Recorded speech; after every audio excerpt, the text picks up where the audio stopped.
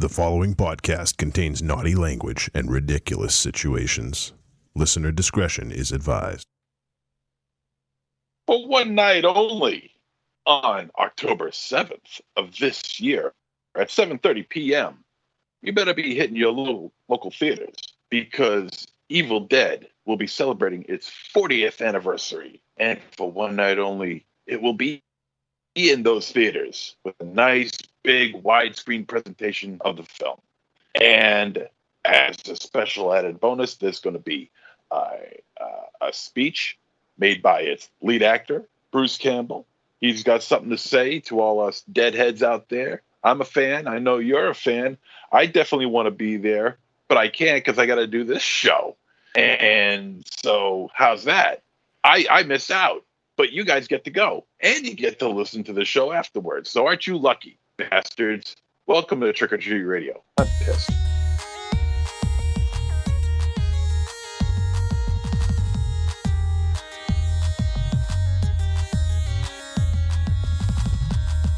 Welcome all you little zombies. You're listening to Trick or Treat Radio, starring the Deadites.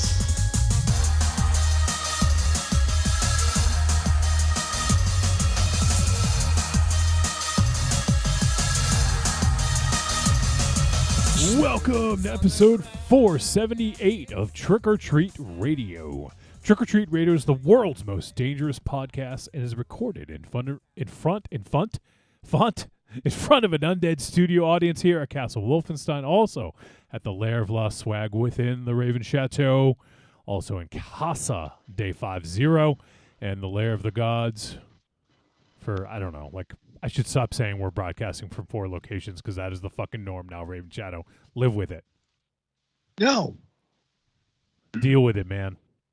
I don't want to. Are you going to accept that or not? No, I'm not. Aries is never going back to your place ever again. Or if you're not going to accept it, what are you going to do about it? Probably just like I normally do. What are you going to do? Try. What are you going to do? Drag him by his beard?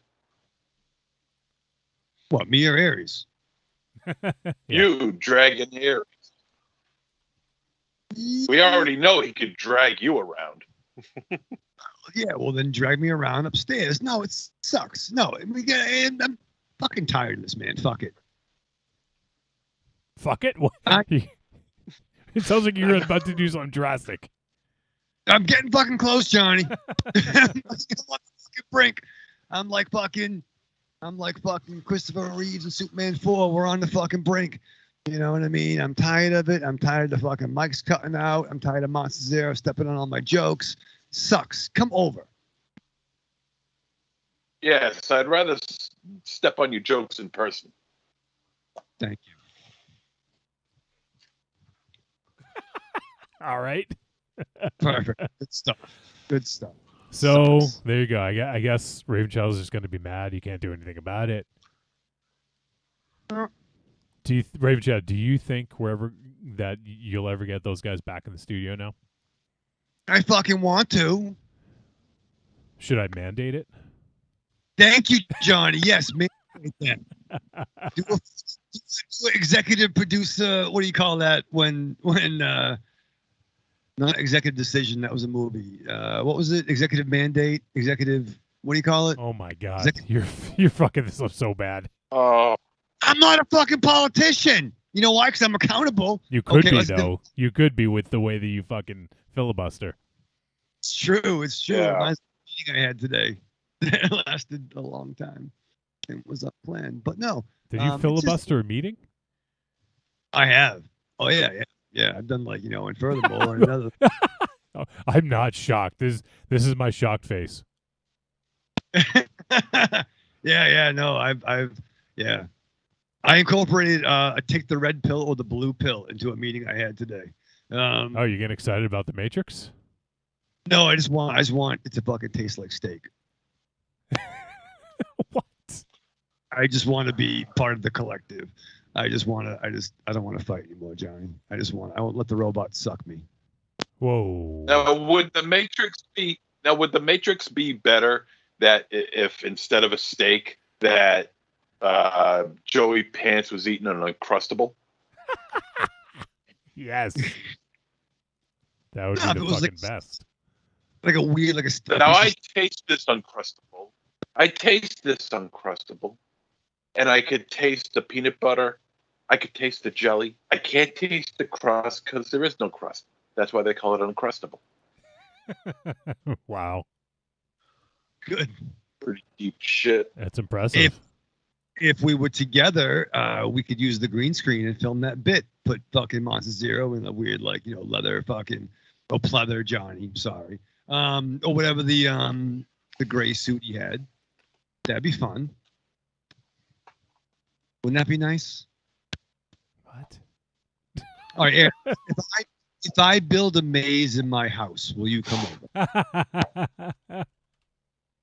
In your house? No. If I build a maze, You would have a fucking heart attack if someone was to build a maze in your house or even around your house. I would have anxiety. I'm like, how am I going to mow that? You would, yeah, your anxiety would tear into would crank up to 11. I was stung by a bee. That's it? There's no story? Well, what? Are you going to turn it? I got stung by a bee. That was pretty cool. No, I was doing yard work. I had a Yard new work. God work. and I had some bushes that were getting overgrown. They were running amok. I had very 70s bushes out in the yard. So I have a new trimmer, and I'm outside like fucking Leatherface at the end of one. I'm just like fucking hack it, slack. What is that? That's the sound like Black and Decker fucking trimmer, son. Okay. You look more like a Ryobi guy. Ryobi.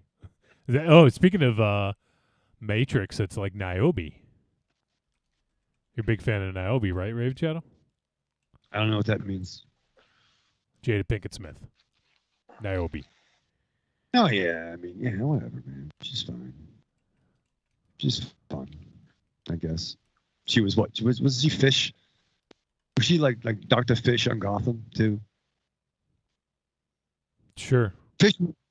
I don't know. Yeah, no, I don't know, man. But yeah, so I'm fucking hacking and slashing, and all these fucking brown things come out.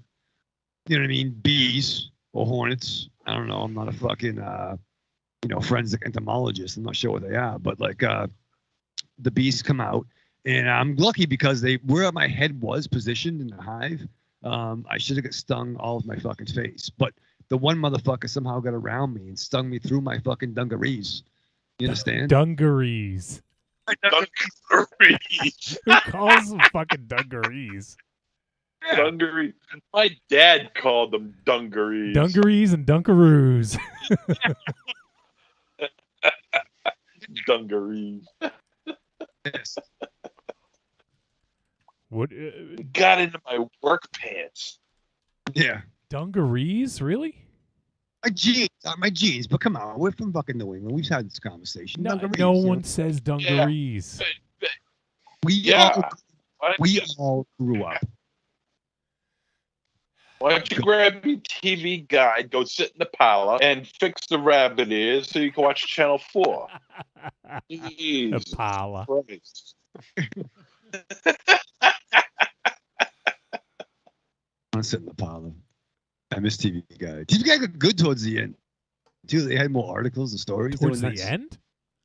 Yeah, the end run of TV Guide. They made it like bigger. They made it like more magazine format. You understand? All right. TV fucking guide. Dungarees and dunkaroos and TV guide. Fucking kids today. Fucking right, well, kids whatever. today. Fucking middle-aged podcast hosts today. What else? Well, Rage fucking Shadow? thank Yeah, middle-aged. Maybe middle-aged for the 1960s. Did you drink your Jeez. Go-Gurt today too while you're at it? I was too old for Go-Gurt. I was a big kid when that came out. What Yeah, else then? Go-Gurt. What other fruit roll up? Yeah, I fucked up. I made a lot of fucking dental work fucking happen. I made a lot of guys fucking. I bet you had to take. I bet. I'm willing to bet you took a lot of Anacin to get rid of the pain. Anacin. Wow, I haven't heard that And in a while. Anacin, and you drank down a tab or two, and What, Jennifer Aniston? What? And did you snort that? How do you ingest? How do you take Aniston? Jennifer. Oh, not Jennifer Aniston. Oh, that's fuck Fruit Loops. That's bad. Don't do that. I love fruit roll. Marian's checking in. She says, "Good evening, gents. I think Raven Shadow is nearing the end of his rope. It's true. Throw the rope." So, I had a fucking EKG the other day. That was fun. I EKG. understand she's fresh from taking a. I understand she's fresh from taking a piss in the shower. Did you bleach Oh, your by the your way, tub? By the way, I got a hold of Slagoth, okay? And I asked him, and Oh he my says God. not that he recalls. Not that he recalls, That's which could Which still means be yes. a possibility. Which means yes. So pretty much everyone who's we'll have to check with Murph, right? We'll check with Murph. Who well, else? it's funny. Yeah, right. From the legendary everyone that stayed over Raven Shadow's house. I'm doing like contact tracing now. So Forensic contact tracing, like yeah, I'm like years fuck- after the fact. DNA. I don't think their Yeah. DNA is still in there, Raven Shadow. I'm like Captain Kirk. Yeah. Rest 9/11. Well, there's a lot of fucking DNA in that show. Once again, I don't want to fucking tell you, but right. On the guest list, it was Wolfie, who I trust. I did not. I don't even pee in my own shower. Because you're a fucking gentleman. There's a toilet Christ's right near the sake. fucking shower. Why don't people go in the toilet? Thank you. There's nothing wrong with that. I'm not casting aspersions. I'm just saying I don't do it. So now we know about Marion, we know about Corny, we know Johnny. So now I gotta reach out to like fucking Murph. I gotta reach out to Alexander. Oh yeah. Slagoth, we're confirmed he doesn't know. Who else stayed over? I mean, they say that urine is sterile, but I mean, would you bathe in a tub of piss? Well, you would for your art. Yeah. Not. No. If Ryan called you and said, "All right, Monster Zero, listen, here's the scene. Your character loves piss. He loves it so much, he knows fake piss from real piss. So fuck all that apple shit. I'm gonna piss, and you're gonna bathe in it. You'd be like, "Oh well, fucking honey, I'll be home late. Honey, I'll be home late. It might smell like urine, but I'll be home." Put the squash." No, I wouldn't do it. I wouldn't do it. You wouldn't do it? You would do it. You totally would do it. Oh, I would. No. Look, I am not afraid to do pretty much anything, but I do have limits. Come on. I don't think you do. Yeah. Would you do? I think. Does it depend on who it is doing it? Yeah, it's You're kind of a sick fuck. I can see. I can see certain people being okay.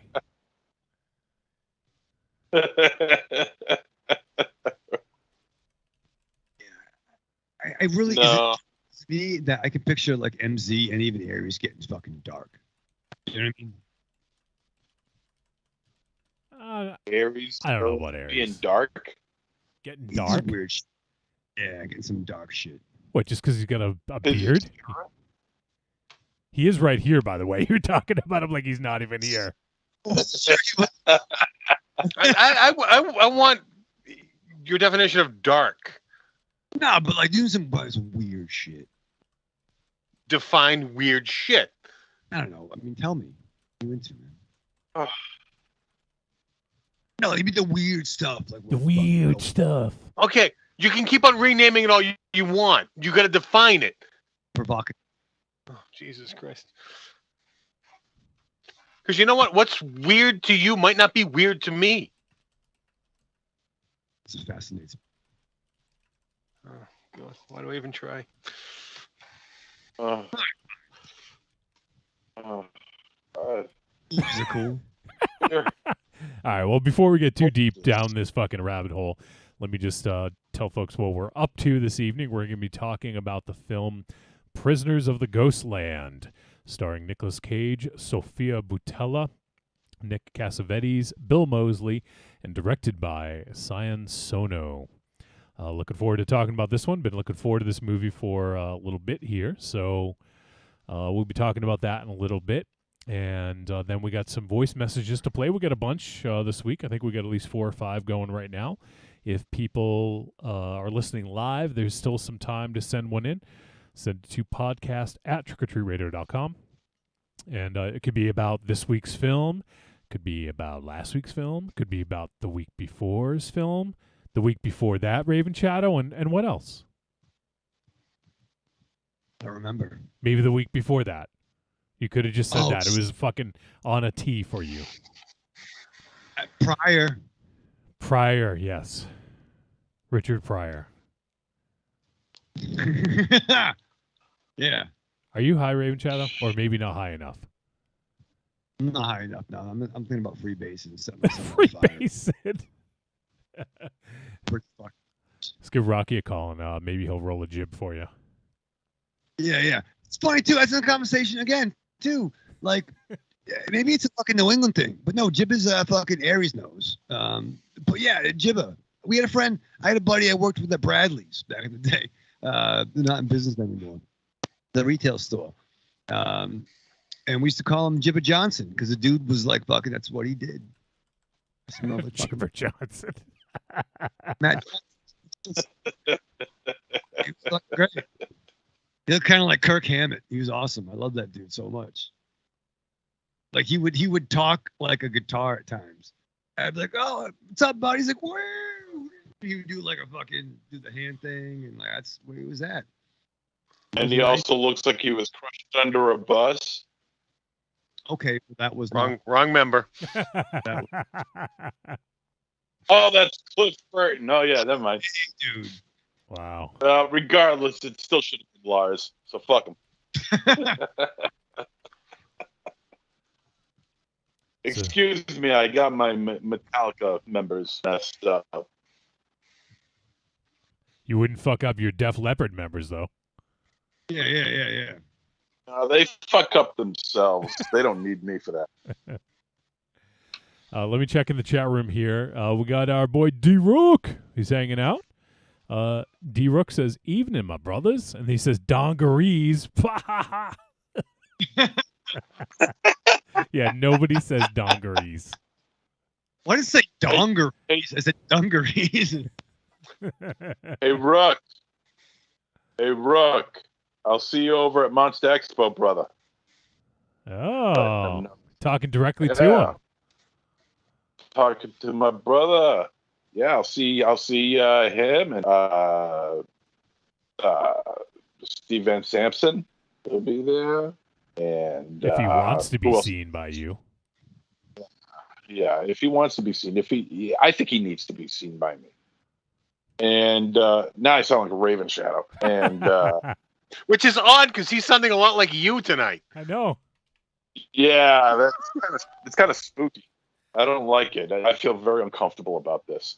All right, boy, JB popped in. What's up, JB? Oh yeah. Hey, dude. Double D says, "I say dongarees." Thank you, D. And Evil Coin says, "If you jump out of your shower to take a pee, there's a good chance you can fall and break your neck." I don't get out of the shower. I have the foresight to go before I get in the shower. Oh, see, I thought you were going to say you opened the curtain and just went from the tub into the toilet. Yes. I'm like, I'm old. My stream is not that strong anymore. I can't. Aries Floby Fresh. Can't believe you don't piss in the shower. That's ridiculous. What? That's ridiculous. That's- So are you saying? You're judging someone It because is, he. but- Yeah, because they don't. Yeah. What the fuck is this coming to? It's the weirdest thing to that's- judge someone yeah. about. What the I mean, fuck? that's the equivalent. I mean, that's the equivalent of taking off your pants to just a fart. Yeah, it's stupid. What? It's not remotely the same thing. Completely different. What the fuck are you talking about? You're a nut job. It's I am no nut job. I may pee yes, in the you are. shower, but I am perfectly sane. Okay, I might be the only sane person on this show. Yeah, right. Oh my fucking god. So you're fucking. So I'm weird because I don't pee in the shower. Exactly. Okay. I mean, if you don't piss in Raven Shadow shower, that's one thing. I get it, but your own shower, why not? It just doesn't make any sense to me. Does your does girlfriend Zero know that you do this? Yeah. Yeah. Tell her right now. Yeah, tell her right now. Tell her right She now. already- You piss in the She shower. knows. No, tell her She right knows. now. She knows. How does she know? I want you to shout that. I piss in the shower. I'm doing a show right now. I can't be getting No, no. This is pure entertainment. Our listeners want to hear this. How does she know? Have you told her? Yes. Honey, by the way, I peed in the I mean, it's shower not today. like yeah. Well, What- it how doesn't do you come bring up like that up? How do you bring that up? Well, you don't just go up to somebody and say, "Oh, by the way, I pee in the shower." it has to come up gradually. It's not something you just Gradually. blurt out. That's my new greeting now. I'm gonna when I meet people, one hand on the shoulder, and just gonna go. I pee in the shower. Oh And my they'll fucking. probably say, well, "Thank God." It seems like he's normal. Thank God. That's you saying that like peeing in the shower is like your analogy there is basically like why don't you just say, look, oh, that's like saying you don't poop in a paper bag. No. A lot of grown men poop in their own yards. Okay.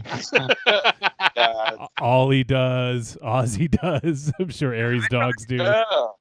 I try to give him some inspiration. I'm like, come on, buddy, do it like daddy. Do it like dad. What the fuck is going on here? I don't do that. Once again, I do some fucked up shit when I'm by myself. And with other people. But once again, I ain't gonna fucking cast aspersions. But like, I just never done that. Wait. You've never wait, Raven Shadow. You've never peed in the shower. No, not wrong verb. He never shit All right, in You the never yard. shit in the shower, yeah. shower. Yeah, but he has peed in the shower. Okay, so you're normal, somewhat. You're about Why as is that close to considered normal? Wait, Because everybody does. No, Wait, I didn't- Clearly, they what the- don't. Raven Shadow Oh. doesn't. I don't. Well, Raven Shadow just said he did. No, Oh, he I said didn't. he didn't. You're fucking Oh, then deaf. you're back to being as fucked up as Wolfie is. It's fucked up. Oh my Fucking god. fuck- Aries, do you pee in the shower? No. Guys, are such fucking liars. The whole Said trio of It's a I have a fucking routine. I liars. sit in the toilet before I get in the shower, so there's nothing in the cannon to go. Yeah. So, but it's all water. It goes right down the drain. And if you got good aim, you just aim for the drain. That way, nothing. You guys are fucked up. You guys are seriously fucked Seriously up. I've never heard fucked of up? anything. I'm Why just- is Look, we're using a shower as an 99 intended purpose? We're people- fucked up. yeah, 99 people out of 100 would say they pee in the shower, and I've got no way. 3 of them in front of me out of 4. It's, right that now, say it's that they 25% that don't. do. That's a Yeah, fucking you're lie. making That's that number fucking up. You're assuming. You can't assume that everyone urinates in the shower just because you do. I haven't met anybody who hasn't until just now. There's three of you right in front of You you. haven't met anyone Yeah. who hasn't. And Yes. do you go around Yeah. asking people? Yes, I Hi, spoke to the my name mayor is- of Massachusetts. My- I spoke to the mayor of Boston just the other day, and I asked her, "Excuse me, Madam Mayor, do you pee in the shower?" She says, "Yes, I did." My Did name is you- Monster Zero. I pee in the shower. Do you? Like every time you met Reverend Scott for the first time, did you ask him if he peed in the shower? All right. So He's a rev.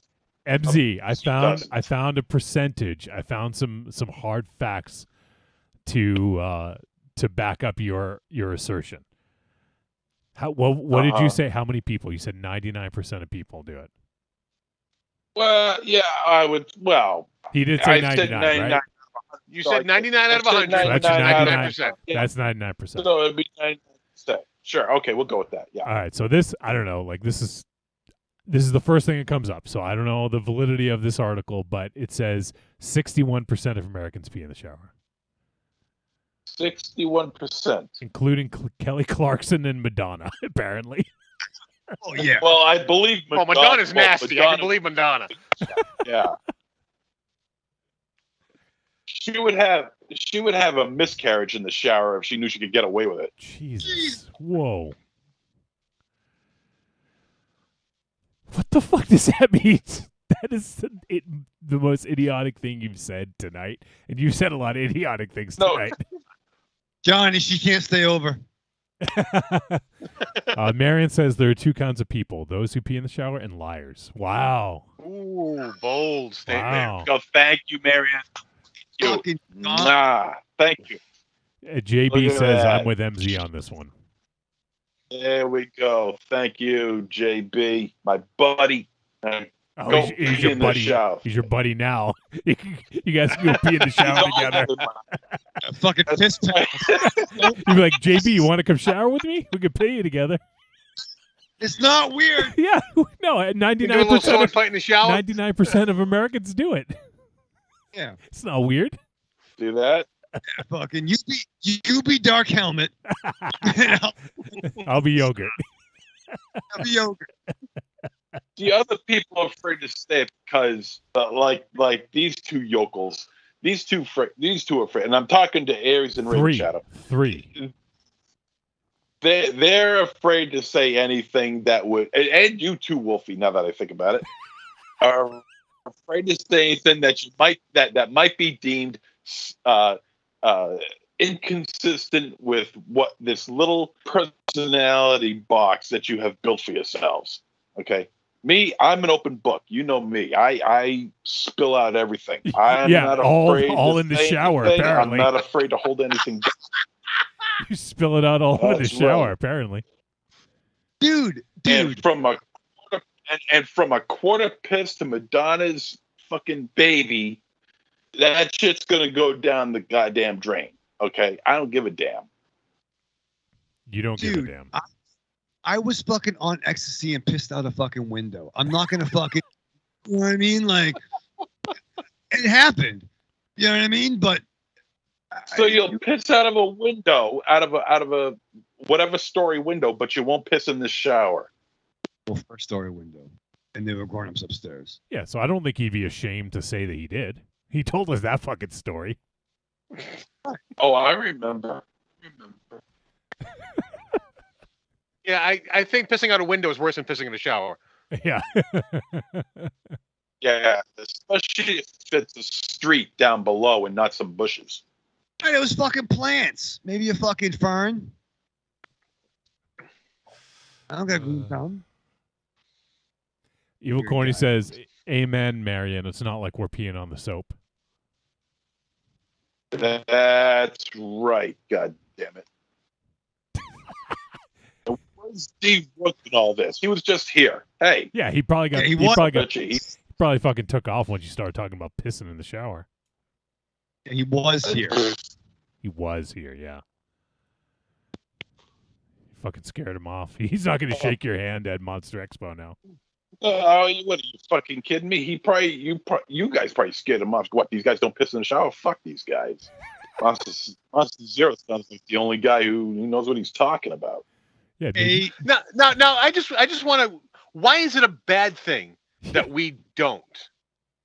I didn't say it was did, a you bad did. thing. You I'm did. saying You said it's you did. weird. No, He said it's weird. It's weird. No, Yeah, it's weird. Sorry. It's weird. Yes, it's weird. It's not bad. It's weird. I think it's bad that you're not admitting it. There's nothing to admit. We've all admitted stupid ass shit. I told Why you are my really? routine. This is- Wait. MZ. My routine. Yeah. When I go in the shower, I sit in the toilet, make sure I evacuate my bowels because I want to be clean when I come out of the shower. I don't have to get on the toilet after I showered. I'm with Aries So- actually on this one. There's nothing to. Even if I could sit there and push and nothing would come out in the shower because I just went to the toilet. He's shaking That's his head. weird to you. He's shaking his head. That's weird to you. Now, I just admitted about my bathroom habits, but you think I would admit to peeing in the shower? I don't think that's weird. I don't think that's weird. I mean, if you got a routine, that's fine. But if when to use a couple of words that you used, when push comes to shove, Oh my God. if you have to go and you're already lathered up, and you got your soap on you and everything, and you got to take a piss, you actually hold it until you're finally all rinsed off, dried off, and then you go take a piss instead of going in the. Like I said, I go to the bathroom, I sit in the toilet, Yeah. I get in the I shower. heard you. What do you like? How much do you So- fucking so- drink, MZ? Like, and how long are your showers? Well, let me tell you this. We've been on the air for what, 20 minutes now? I finished 2 of these fucking things, okay? On the air? Jesus Christ. Well, you're a fucking mutant. I've seen you put down 2 cans of soda in like 10 minutes. In 10, oh please. I could pound down 2 sodas within a minute, please. Well, it wasn't a fucking contest. It was while eating 14 hot dogs. And watch it now with something. Actually, that was a contest. I didn't know what you were talking about. I gotta change my eating habits. I thought you were gonna say I changed my diaper. I'll just go in my pants. We What? haven't That's reached that next. point That's yet. the next step, MZ. You're just gonna go in We your haven't fucking reached pants. that point yet. Look, I might be 50, but I'm not 50. Okay. No, I'm you a are very youthful. 50. 50. Yeah, I'm a very youthful. You're not a youthful 50. Youthful. I'm youthful. I'm youthful in appearance. I'm youthful in attitude. I'm youthful in personality. Yeah, although I will admit, my body, as Father Time keeps ticking away at my body, there are some things that are going on with it that are, susceptible to be possibly dying soon. Who knows? But MZ takes his Pfizer on a daily basis now, apparently. yes. MZ, when he's And I faced drink- with the decision between taking the blue pill and the red pill, he's like, "I'll take the blue pill."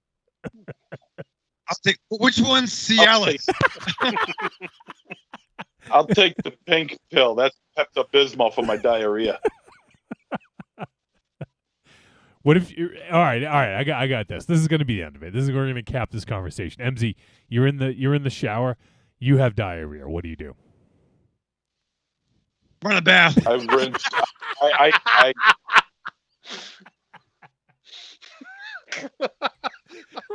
well, I'm not going to say that. I'm not going to say that scenario has never happened before, because it has. And what I do is that I shut that shower off. I rinse myself off quick and dirty, and I just go to that toilet.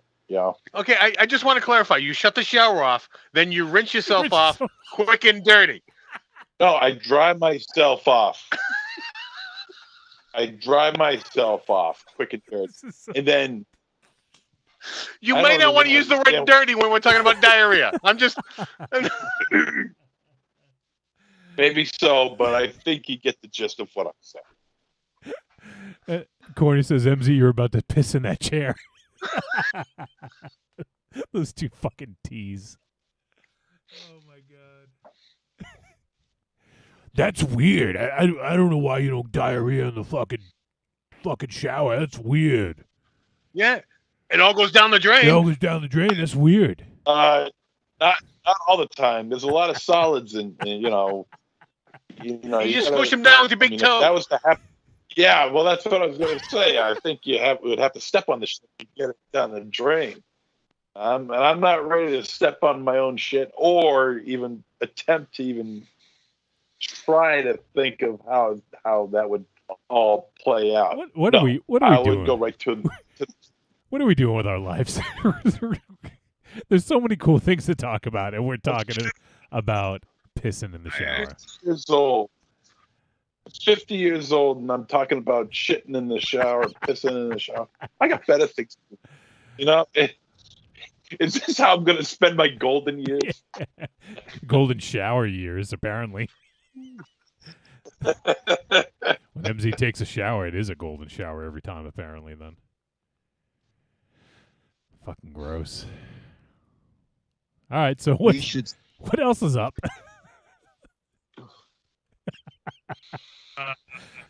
Evil Cordy, wait, he says it's butthole humor on Force Insensitive and P humor on Trick or Treat Radio. Yeah. And Evil Cordy says you can't shit in a shower. Is he speaking from experience? Yeah. You tried? Oh, shit. Crickets. So what else is going on? Anything exciting to talk about? Elvira had a big book, right? That came out. That was exciting. Yeah. I got to get that. She let loose a 19-year-old secret, MZ, apparently, huh? Yeah. God damn, man. She had an affair with a woman for 19 years. Nice. Jesus. Nice. Fucking creep. Wait. She had an affair or she had a relationship? Relationship. Not an affair, but a relationship. Not an affair. Painted her in a fucking negative light there. Nice job.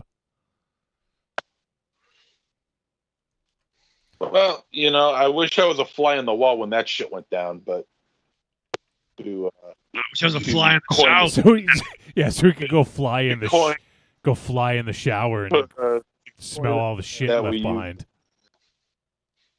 But yeah. So she had a 19-year relationship with another woman, and damn it. Well, hey, I mean, her whole life, it seems to be surrounded with her appearance and her looks, and things that she did to get by in this world and stuff like that. I don't know the whole story. I don't have the book. I want to get it, but from what I've read, reports from reviews of the book and things like that, that she has had one hell of a life. Oh yeah, she actually was on the Inside of You podcast with Michael Rosenbaum a couple years ago. Go ahead and give a plug at Raven Shadow. We sponsored by Raisin Bomb. Rosenbrand. Yeah, we got 2 scoops of Raisin Bomb. There you go. But no, Raisin Bomb. It's fucking TV's Lex, and he calms me down. But she was actually talking about a partner that she wasn't ready to reveal. But no, she has a history, and actually Jeremy McFarlane, I think, posted an audio book that she narrates. And I would be totally down to checking that out. She's fantastic. Elvira is killer. It's too bad she didn't reveal that during our panel with her, MZ. Imagine if we got the scoop. Oh yeah, right. But that's how you sell books, buddy. Absolutely. Like she's selling quite a few books too, and I got to get my hands on that book. I definitely want to know more about her. I always loved Elvira. I like how when you posted that picture of her, you conveniently cropped me out of it. Boy, you really have you really don't know how to let that go, don't you? It's a nice picture. Why would You know, Why would you need to crop me out? I wouldn't crop you out. because you don't pee in the shower. I'll bet you Elvira pees in the shower. Yeah, why don't you ask her? See how quickly you get banned. Or see how quickly you get a fucking restraining order. Oh yeah. Well, Yeah. So Wolfie, you were in that photo? That'd have been a nice photo show with your friend. I know, right? You know, yeah. Raven Chow, if you were in that photo with me and Elvira, I wouldn't crop you out of it. I would crop Elvira out. What do you think of that, Johnny? Well, if she's in the middle.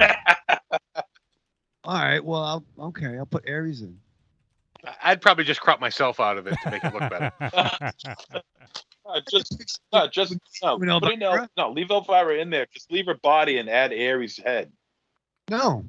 And his beard. Yeah, that won't be creepy at all. Yeah, it's very sexy. And the beard would cover up the cleavage, so Yeah, she's definitely getting a restraining order against you. You can't even watch her special on Shudder now. She's banned you. Oh, I plan on watching it. If you're not banned. From the shower. From the shower.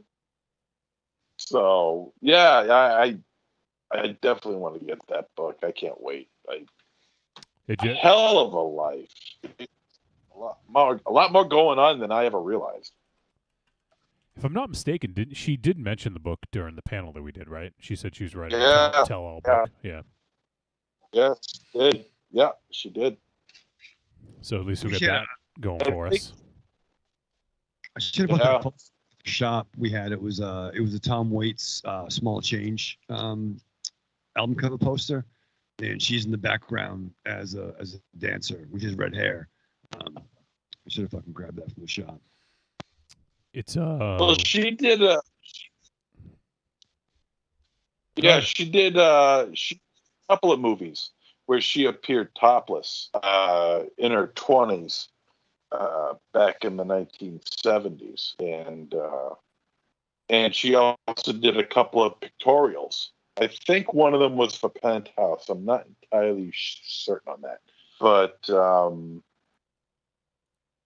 then she started doing the whole Elvira thing, and then her career just completely took off. Hey, good for her. You know, I mean, I remember her talking about how she was going to retire the Elvira character, like over at Spooky World. Like Spooky World was supposed to be the last time she was ever going to be doing Elvira, and this was like over 20 years ago. Mm-hmm. But apparently she never did. Yeah, I mean, thank God. But that was right before there was like kind of a revival of. I feel like right when conventions started to really take off. I guess it was the Walking Dead effect. I think is what we've talked about, right? Like just before that and leading up to that, when that stuff started taking off. That's like a second career for a lot of these folks, you know. Oh yeah, they bring in a lot of. Well, I guess depending on who you are, you bring in quite a bit of revenue doing cons, and that's why you see them doing them all the time. But cons or grifts, either. Cons, the cons coming back. The cons coming back, and Horror Hound just happened a little while ago, and we're going to have Month Expo here in Massachusetts. In Fairhaven, Massachusetts, and right now, I'll be honest with you. Right now, I fear how this is going to turn out, because right now there's only 2 real name celebrities that are going to be there, both from Nightmare on Elm Street 4, Lisa Wilcox and Tuesday Night. Everyone else is like bit players on other shows, or they're authors or writers or something like that, which is not to downplay any of those guys' work. I mean, they're there for a reason. But the guests is what bring the con people in. And right now, there's only 2, and I'm hoping they'll add maybe 1 or 2 more surprise names before it starts. I got less than a month to go, so I don't know what's going to happen. But I'm excited to go because this will be my first con in 2 years, So at the same time, I'm really looking forward to it. So it might turn out good. Are you going? At the very least, get to hang out with our brethren. Are you going for the whole weekend or just one day? I'm going Saturday. Okay. And the tickets were like wicked cheap. They were, how much did I pay for? Because it was like the pre-sale sale. $10. There you go. Yeah. Can't beat that. Yeah. Oh. All right. Well, I want to. Yeah, and Haven is near Gloucester, so it's gonna be a trip up there, but it'll be fun. Yeah, about an hour and a half for you or so, right? Yeah, about that. All right. So I want to start to wind things down because we'll get a movie to talk about, and I want to get to that. I'm excited to talk about this, see what you guys thought. But if folks out there want to help support the show, there's a few ways you can do so. The first way is through Patreon, patreon.com/trickortreatradio. And there you can join for as little as $2 a month, and you get all sorts of stuff in exchange for your support. You have access to all of the previous Patreon exclusive episodes. We do the Monster Piece Theater Movie Club. We do blackout tapes, and also Patreon takeovers. Speaking of which, we'll have some news about Patreon takeover will be next week. So we got that to look forward to. But if you guys want to hop on board and help support the show, give it a look. Patreon.com/trickortreatradio. And in addition to that, there's a few other ways you can help support. That is going to trickortreatradio.com, scrolling down, looking for the Amazon logo. You find it, you click it, brings you to Amazon, inputs our affiliate link, and Raven Shadow, everything that they buy in that session will get attributed to us. It doesn't cost them any extra, though. But it's another way to help keep the lights on. That's right. So you guys can help to support the show just by doing your normal shopping on Amazon, as long as you're using our link. And also, the final way you can help support the show is trickortreatradio.com. Click on Store, and there you can buy the greatest hits of Trick or Treat Radio Volumes 1 through 3. It's, kind of a little bit of a sampler. You guys, we're on our 10th year of doing the show. There's 9+ years of episodes. We don't expect you to go back and listen to every single one, but if you want some highlights, the lowlights, the midlights, everything in between, the arguments, the interviews, the songs, you can find a nice sampler of that right there. So give that a look on trickortreatradio.com. And there you go. Those are the ways you can help support. Raven Shadow, you sit down to watch Prisoners of the Ghostland. What do you do to prepare for the latest Nicolas Cage film? Oh, shit. I get excited, John, because as I'm getting ready to fucking do my thing, I get a message from my good buddies, JB. And he's like, yo, next week, the Friday after our Patreon, the Friday that our next Patreon takeover drops, in the morning, around 10 p.m. Eastern Standard Time, you get to hear your boy Michael Ravenshadow make his another triumphant return to the Tales from the Podcast. How many triumphant returns do you get to make before it's no longer triumphant? Well, A, first of all, they're always triumphant. And B, a lot. So, yes, the Tales from the why don't you say the prodigal son returns next time? Use another cliche.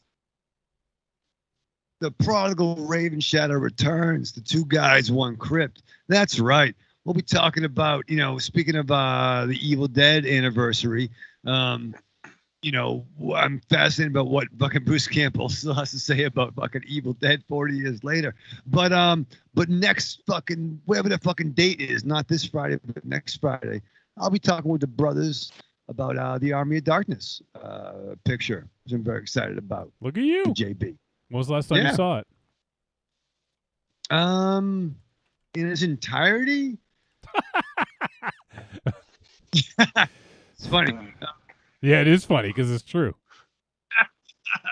I mean, I've seen it fucking a lot, but no, I'm gonna rewatch it. I'm gonna rewatch it probably Sunday when I'm fucking having anxiety. He's Raven Shadow's gonna make it into his new bingeable series, Army of Darkness, in 9 parts. It's a good show. It's 10 minutes. You watch it in like 8 to 9 minute chunks. Oh yeah, I want the boomstick cut. A lot of cuts. So you better believe, as I'm getting ready for that, I'm like, of course I'll hang out with you, JB. You know what I mean? And I think about The Rock with Nicolas Cage and Sean Connery. I think about what the fuck, man? It's Nicolas Cage in a batshit movie with fucking Cassavetes. You better fucking believe I strapped on, right? The following message is a paid advertisement for the Cult of Muscle podcast. The Cult of Muscle. You're either in it or you're dead. It's the dawning of a new age. The halls of Valhalla have been shuttered. The heroes of yore have either retreated to the shadows or taken to capering for the amusement of the small folk. Their past glories a distant memory. The barbells have been torn from their once puma-strong grips. The beards shorn from their square jaws, only to be transplanted onto flannel-clad, puny weaklings with fingers barely powerful enough to strum a ukulele.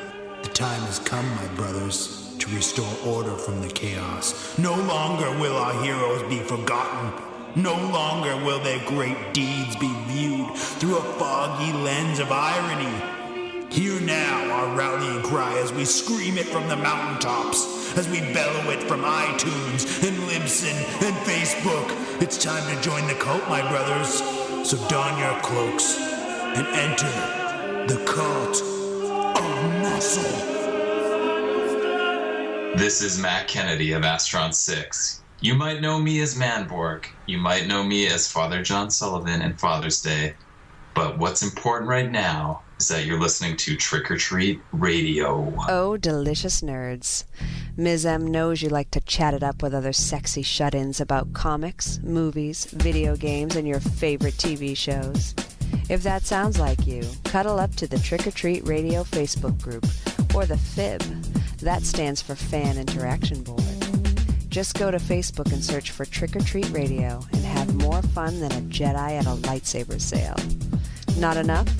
Watch us on YouTube, The Deadites TV, all one word.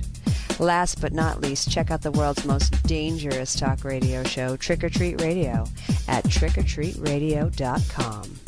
I can tell you I'm never coming back on this show. Especially now that I did that thing that you just made me do.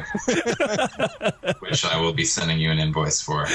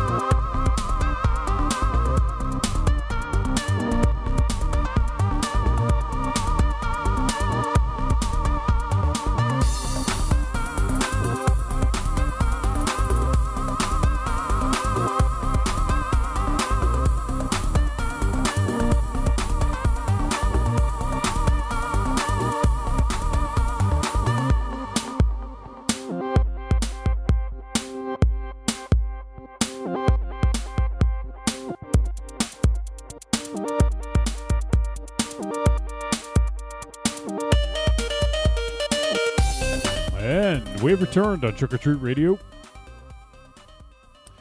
It is time for our featured film discussion, and this week we're going to be talking about Prisoners of the Ghostland. This film is from 2021, and it is 1 hour and 43 minutes. It is directed by Sion Sono and written by Aaron Hendry and Reza Sixo Safai.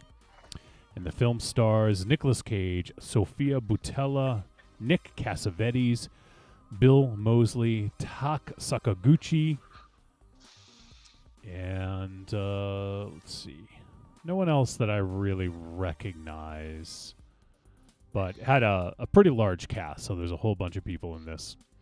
The synopsis: a notorious criminal must break an evil curse in order to rescue an abducted girl who has mysteriously disappeared. All right, so Sion Sono, we have done one of his films previously, and that film was Tokyo Tribe. And MZ, I know you were an enormous fan of Tokyo Tribe, as was I, right? Yes, my if I remember correctly, I believe I ranked that as my number 8 film out of 13 from 2015. Sounds about right. 2000, yeah. Oh, I loved it. It was great. An amalgamation of West Side Story with rap. Yeah. Using Japanese gangs. I mean, it's an amalgamation that you don't think would work, but somehow it does. And I watched it again just recently, as a matter of fact, and it holds up really well. Let's see, I watched it again. I would say maybe 7 months ago, and it holds up. It's still good. A lot of people pointed out that the rap music that was used throughout the film was the same beat over and over and over and over again. And yes, that's true. But it's also the changing of it's a changing of the lyrics and who is singing it, and which gang is singing it, and how those lyrics pertain to them and how they plan to take on the other gangs, by using their words. It's definitely one that should be sought out. It's really enjoyable. Plus, it also has the beatboxing chick. I know you fucking love that. She's great. Yeah. Definitely check it out if you can find it. So good.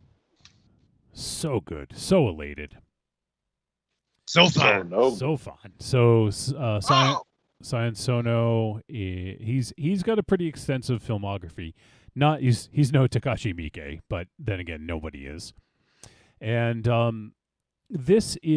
he has a very eccentric filmography, I'll say. Films like Tokyo Vampire Hotel, Anti-Porno, Everyone is Psychic, the movie, Tag, Tokyo Tribe, of course, Why Don't You Play in Hell? I forgot about that. That's the other one that he did that we did on the show. Yeah. Which I really fucking loved that one, too. Tag? I remember that. That was good. Was Tag with Jeremy Renner? No, not. I mean, that may be, but not Sion Sono's Tag.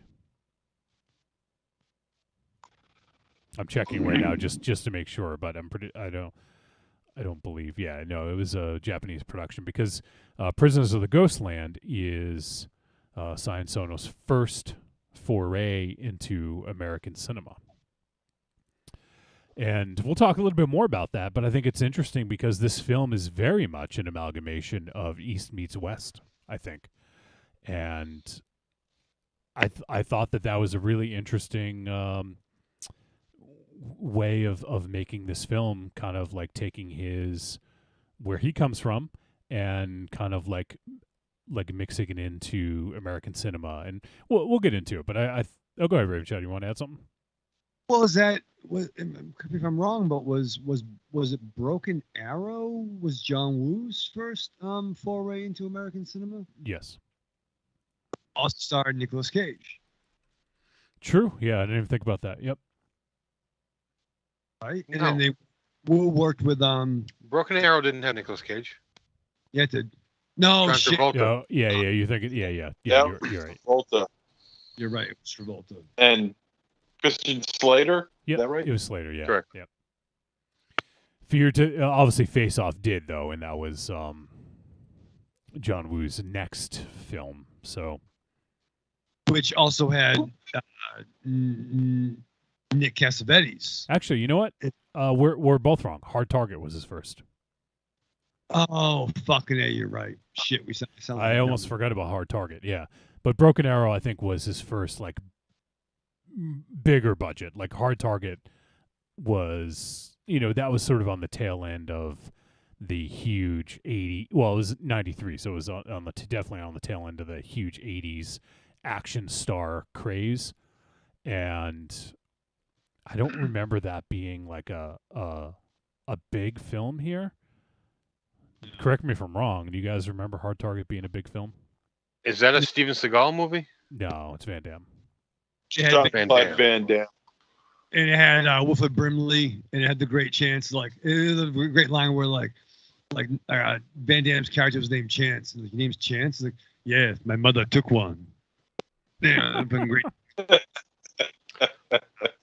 had a Cajun accent, but you're right. I sound like a dummy.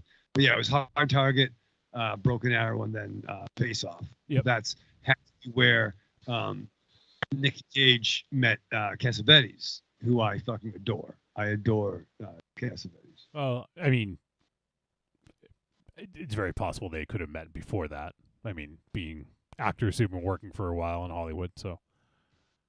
Well, yeah, maybe at a club or a party, but they said Maybe on at 7-Eleven. Yeah, maybe in the shower. Maybe they were fucking. I don't know. They were fucking sword fighting. Yeah.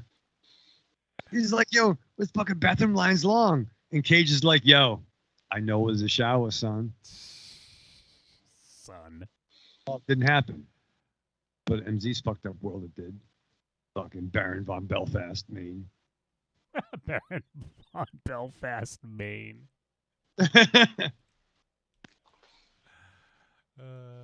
Shit.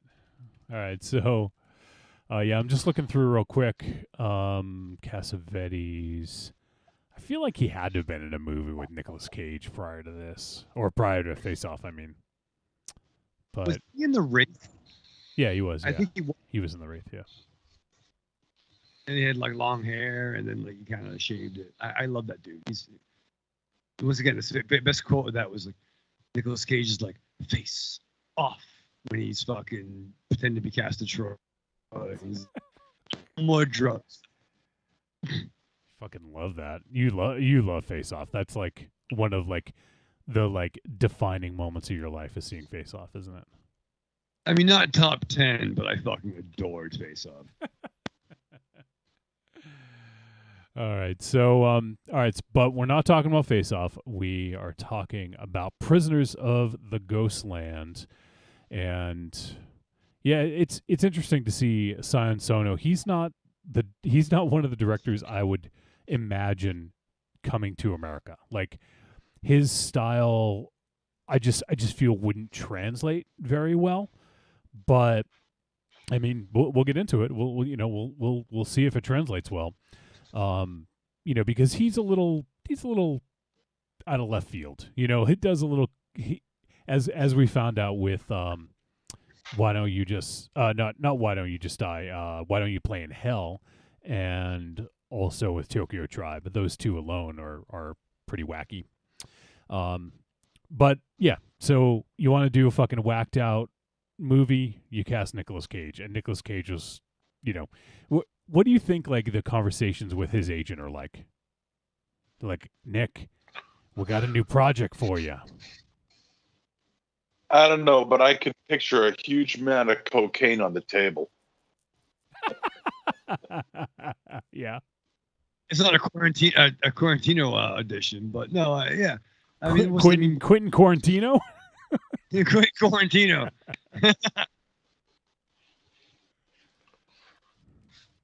The Quentin Quarantino Titans.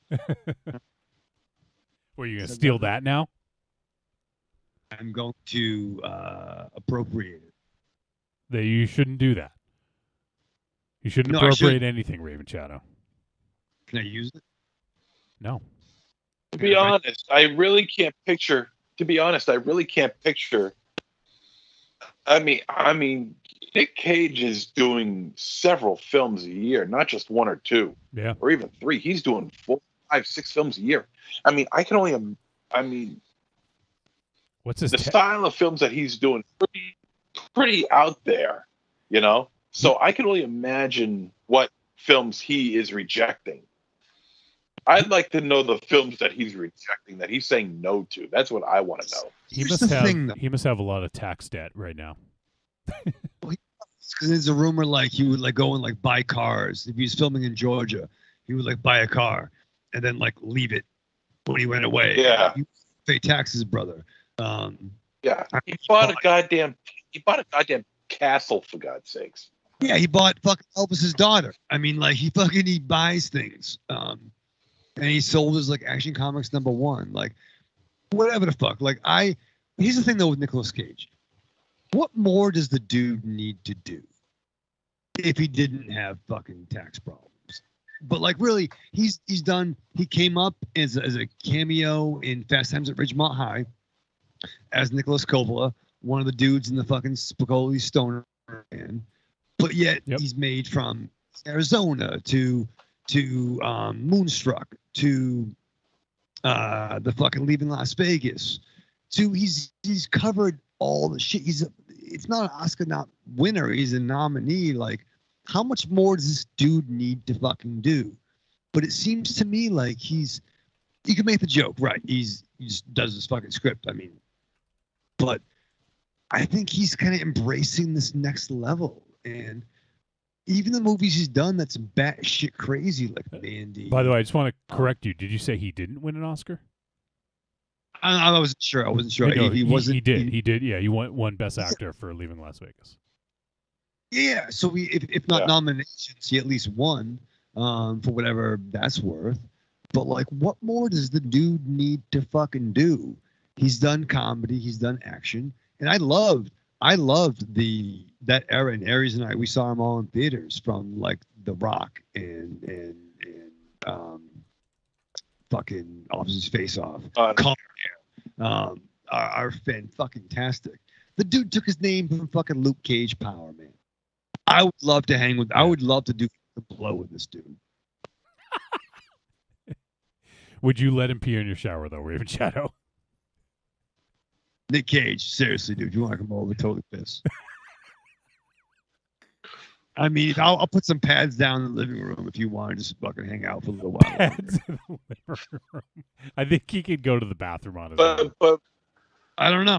But Raven Shadow is right. Raven Shadow is right. He's really embraced his career, and he it's true. He has really enjoyed this part of his life. Yeah, he's millions in debt, and he's doing all these films to try and pay that off. But it seems like he's really enjoying it. You know, you could tell through his performances in his films. You could tell this guy's really enjoying it because, first of all, he's out of the Hollywood system, okay, which is very strict and stringent and very tight-laced. You can't fart the wrong way without them climbing up your ass. But here, in independent filmmaking, he basically has free reign to do whatever he wants. One, because he's a name. All right, he's a viable, money-making name.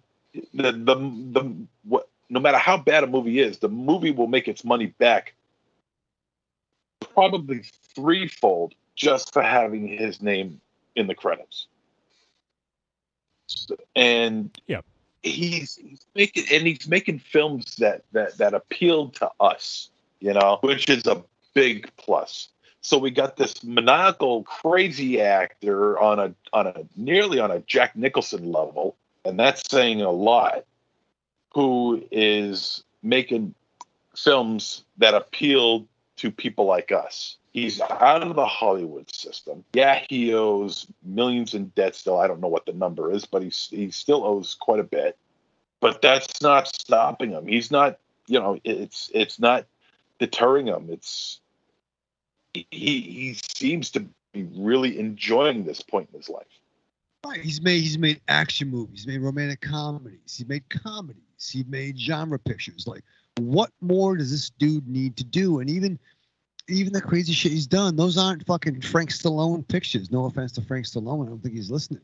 But I mean, at least there's still, they can be batshit crazy pictures, but they're not bad. They're not, sorry, MZ, butt crack. Or they're not like, they're not trauma shit. He's walking this weird fucking line. And good for him. He made fucking, how much debt could he really? He's got to have some fucking money, right? So fucking, here's this. It doesn't say how much he owes. I mean, I'm sure that's not going to be public, but apparently he had at one point had $150 million in funds, and he spent it all through his extravagant living, and now owes the IRS more than he bargained for. Says he has been the owner of a private island, 15 personal homes, including an $8 million castle that he reportedly never even lived in, boats, jets, jewels, and more. 15 homes. What a life. The fuck? 15 homes. It's just dumb. All right, that's I don't know how much money he's making per film. I would imagine it's somewhere in the six figures. Yeah, I would imagine at least. He probably makes seven figures, honestly. Maybe even seven figures. Yeah, I think at the minimum he gets like $1 million. But National Treasure and like Ghost Rider should have like fucking paid for that shit. You know what I mean? Like that's fuck. We're gone in 60 seconds. All right, well, enough. He hasn't done like a big film in a while. Like looking into it. Yeah, I don't see any like really big. Yeah, going back here like into 2016, nothing like that would have been like a big film in theaters or anything like that. So, yeah, I mean, but he's found his niche, and he went from being like big Hollywood elite to a genre star, and he still has a lot of clout in that regard. And I could see him getting a big role in Hollywood again. Like it's not like he's outside of the system and could never land a role. It's not like he, I think he still could. And he's got a few films in pre-production right now. I don't know anything about them, but so I don't know if they're all like indie or lower budget or what. But one is a Western, by the way, called The Old Way. Not the new way, but the and his name in it is Colton Briggs. How's that for a fucking Old West name? treat. Yeah, I'm just looking to see real quick. I want to see if there's any of these that have like any big names behind them, and I don't see any. He does have an untitled Nicolas Cage Amazon Studio project called Lord Highfire, or that's his character's name or something. I don't know. Treat. Yeah, treat. All right, so let's jump into this movie. Enough about Nicolas Cage. Okay. Evil Corny says Sorcerer's Apprentice might have been his last big film.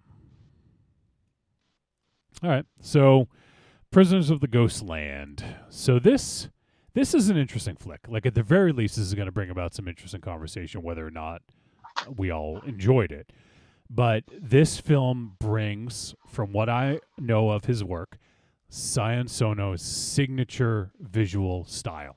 This is a feast for the eyes in a lot of ways. Fantastic. There's some really great stuff going on in this. Now, it is this weird. I mean, do you guys recall? Do they ever say where they are? I think they're in America somewhere, because. called Samurai City. Yeah, yeah. It's called Samurai City. Yeah. But it sounded like I think didn't Bill Moseley say bring me the Patriot or something like that? What did he say? And someone said, "Oh, the government" or something like that. I don't remember exactly what the line he used was, but it made it sound like it was maybe somewhere in America, like a fictional city. But regardless, I mean, it could just be a place out of time. I don't know if they actually placed it in a geographical location, but that's not important to this film.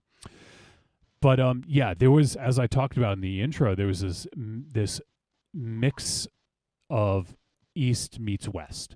Like, we get the Japanese flair with like samurai, and also with Samurai City obviously had very traditional Japanese style architecture. And then we have Ghostland, which is like this Mad Max almost style post-apocalyptic wasteland.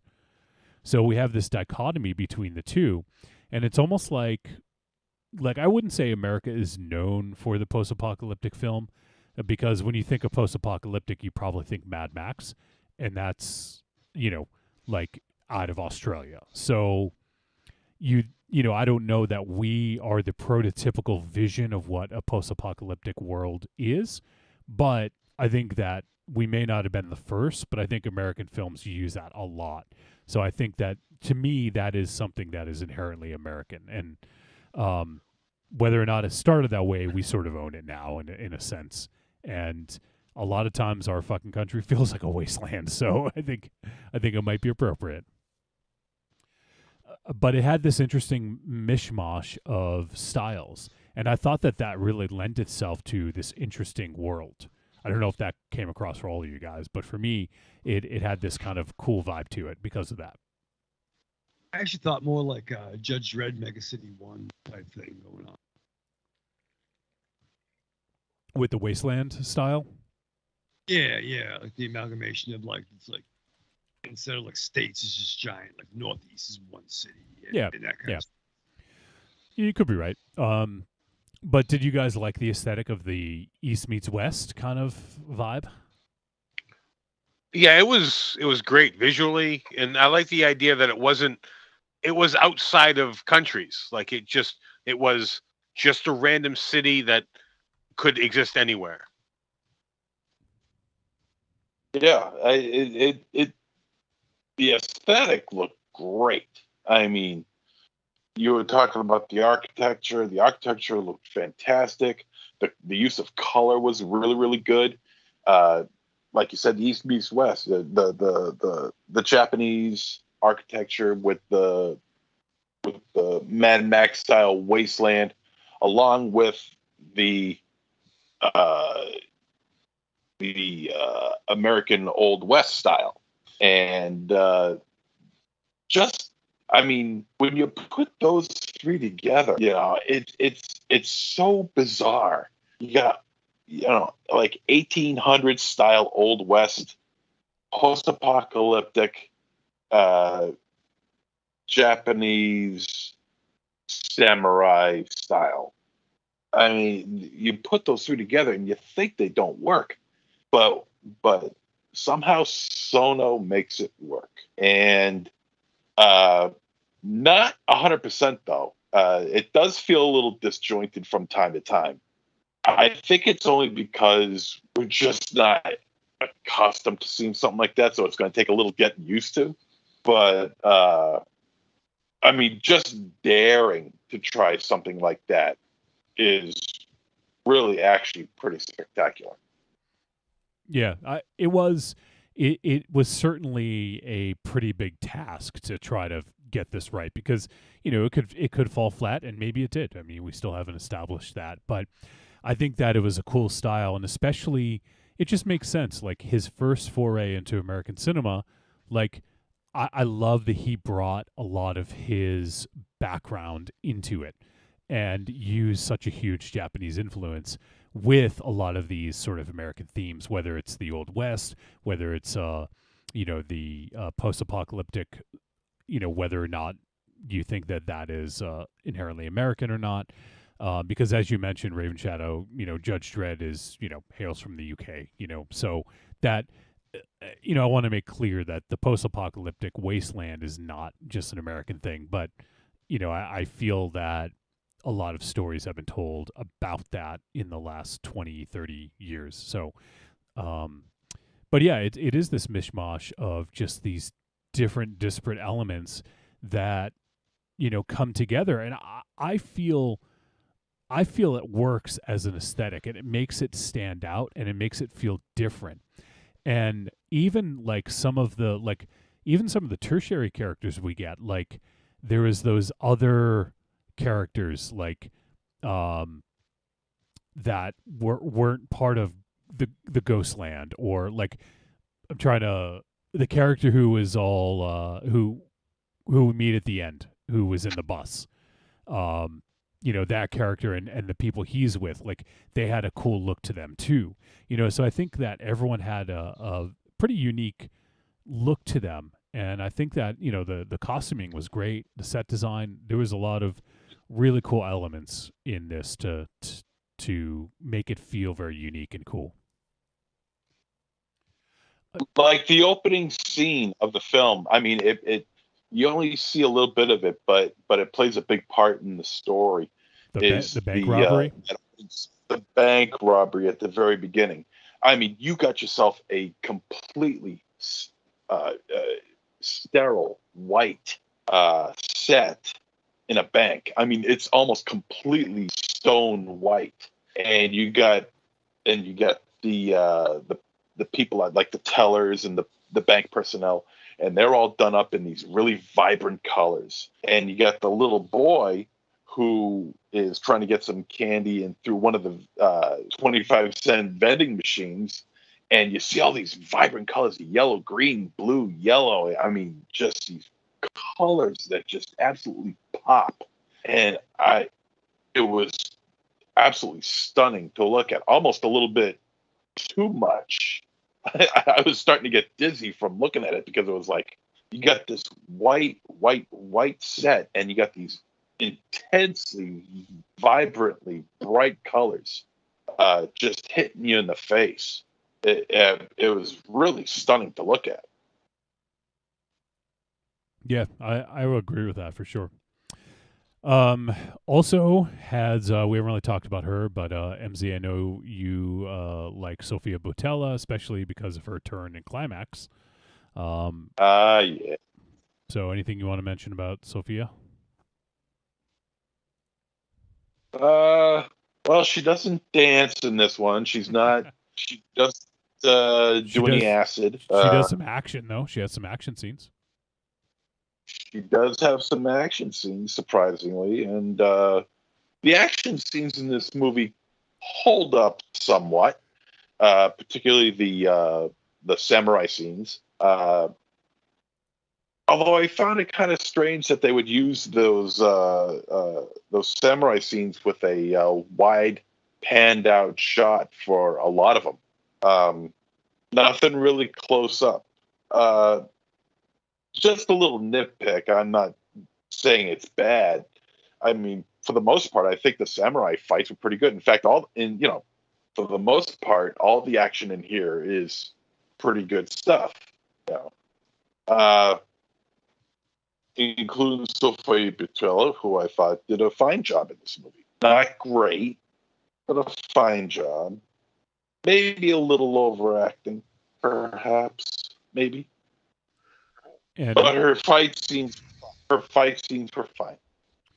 And she was also in. I forgot that we did this movie in the Tom Cruise The Mummy. She played the main antagonist in that as well. That's a film that we did. So we did that in Climax. So I think these are the 3 films we've done with Sophia Boutella. I feel like she should be. I mean, she's been in some big movies, but I feel like a film like this, I'm not going to say it's beneath her, but I feel like she's a bigger star, or she should be a bigger star than being in kind of some of these smaller films. But maybe she just likes kind of offsetting, her filmography with smaller stuff too. Well, because they're all different, though, right? I mean, Climax is shit crazy. Like, how do you fucking pitch that? Like, I fucking really like Climax, and I shouldn't have. Right. Yeah. It's definitely not. Right. You're like if someone had said you want to watch a movie about dancers locked in a room doing drugs, like All right, so it's like something I'm into. Yeah, but it's good. But it's directed by Gaspar Noé. Yeah, I And mean, you're right, like, right. no way. You're like, no way. Yes way. I'll watch that. no, I definitely want to be locked in a room with dancers and doing drugs. True. All right. Fair enough. I shouldn't have played it up as much. But the Mummy with Tom Cruise, I mean, that was still Cruise. Tom Cruise. Tom Cruise. Fine, but it was fine. Well, what I was gonna say was like she was in like she did the Kingsman, the Secret Service. She did Star Trek Beyond, Atomic Blonde, The Mummy, Fahrenheit 451. Like she did some pretty big films, you know. And then the next one after that was Climax. So and I think since then she's been doing some I wouldn't say indie stuff, but smaller budget stuff. So. But some of those bigger movies that she did were kind of flops as far as the mainstream goes. The Mummy bombed. Star Trek that she was in didn't do very well. So I think she's just trying to rebuild her name. So was it her fault they bombed Ares? No. I'm not saying it's her fault. I'm saying she's trying to rebuild her name, reestablish herself, trying to distance herself from those movies. Yeah, it could be. Kingsman did good. Yeah. Which one was she in? I think it was the first one. The first one? Yeah. That one did decent. Yeah. I didn't mention that one. But okay, we don't have to get hung up on Sofia Boutella. How about Nick Cassavetes, Raven Chow? You're a big fan. I fucking love me some Nick Cassavetes. I love so much. I will. He's son of director John Cassavetes, Yeah, right? yeah. I will. He always. Go ahead. He always has great leather jackets in movies. He's so good. Is that part of his deal? I think so. It's like, I'll be in this movie, but give me a fucking dope leather jacket. I love that dude so much. I want to hang with him. Oh, his mom is Gina Rowlands. Yeah. Oh, I don't know why I didn't know that. I knew who his dad was, but I didn't know his mom was Gina Rowlands. That's cool. Yeah. Good for him. Good for him. And Bill Moseley, I'll say I was happy to see Bill in this because I feel this is a step up for Bill Moseley. Like I feel like a lot of the films he's been doing lately have just been kind of like seriously low budget indie horror. 100%. Yeah, so it was nice to see him in something a little bit. I hate to say this. I feel like he was a little out of his element working with some of these folks. I mean, not to say he's not a good actor. I don't mean that at all. I love Bill Moseley, but it seems like on paper, like this isn't the type of film that he would be in with these folks, you know? No, I loved his fucking Lex Luthor meets fucking Colonel Sanders vibe going on. I loved everything about that. I love the fucking white suit with the black glove and the beard and the hat. Like, put fucking Bill Moseley and Nicolas Cage in a Marvel movie. We'll get some fucking good villains.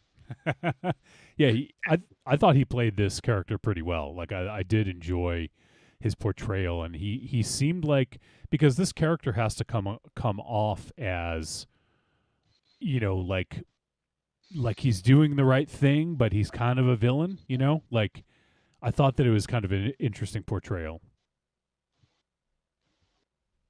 I think he was fantastic. I loved everything about Bill Moseley in this movie. I was so happy to see I him. love Bill Moseley too. But I don't know how I feel about his performance in this. I mean, I think for the most part, if your name isn't Nicolas Cage, you're basically window dressing in this movie. Nick Cage is going to bring been his Nick Cage vibe. And he's always going to succeed because that's what everybody wants. He knows that's what everybody wants, and that's what he delivers. And he always delivers that.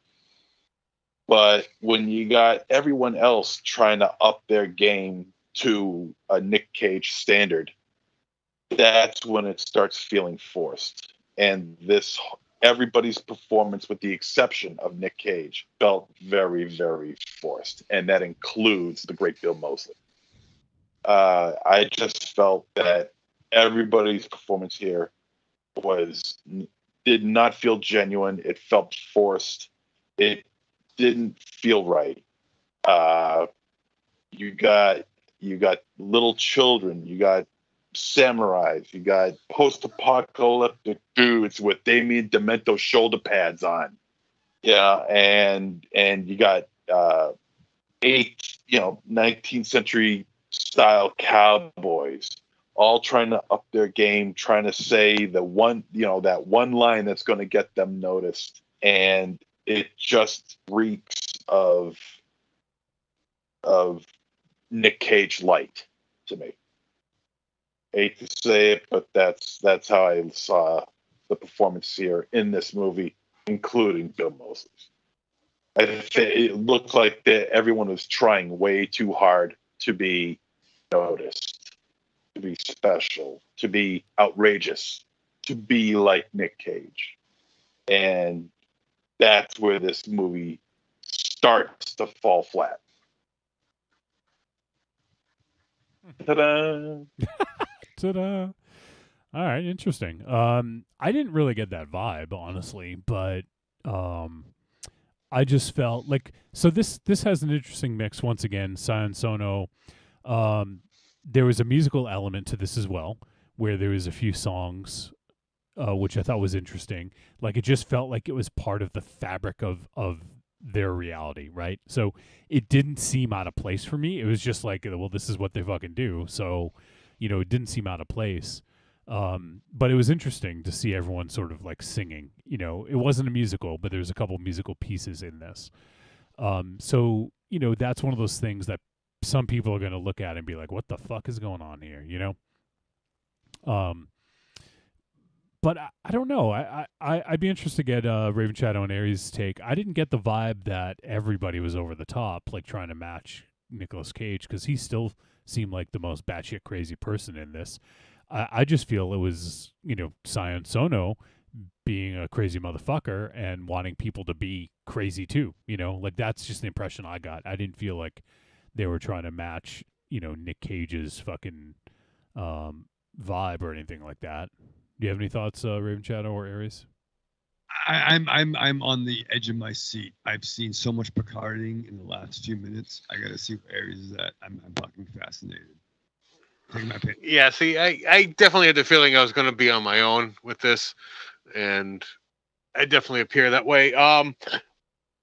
I kind of am on the verge of being Nick Caged out because there's so much fucking Nick Cage, and it's all the same shit, and it's getting exhausting.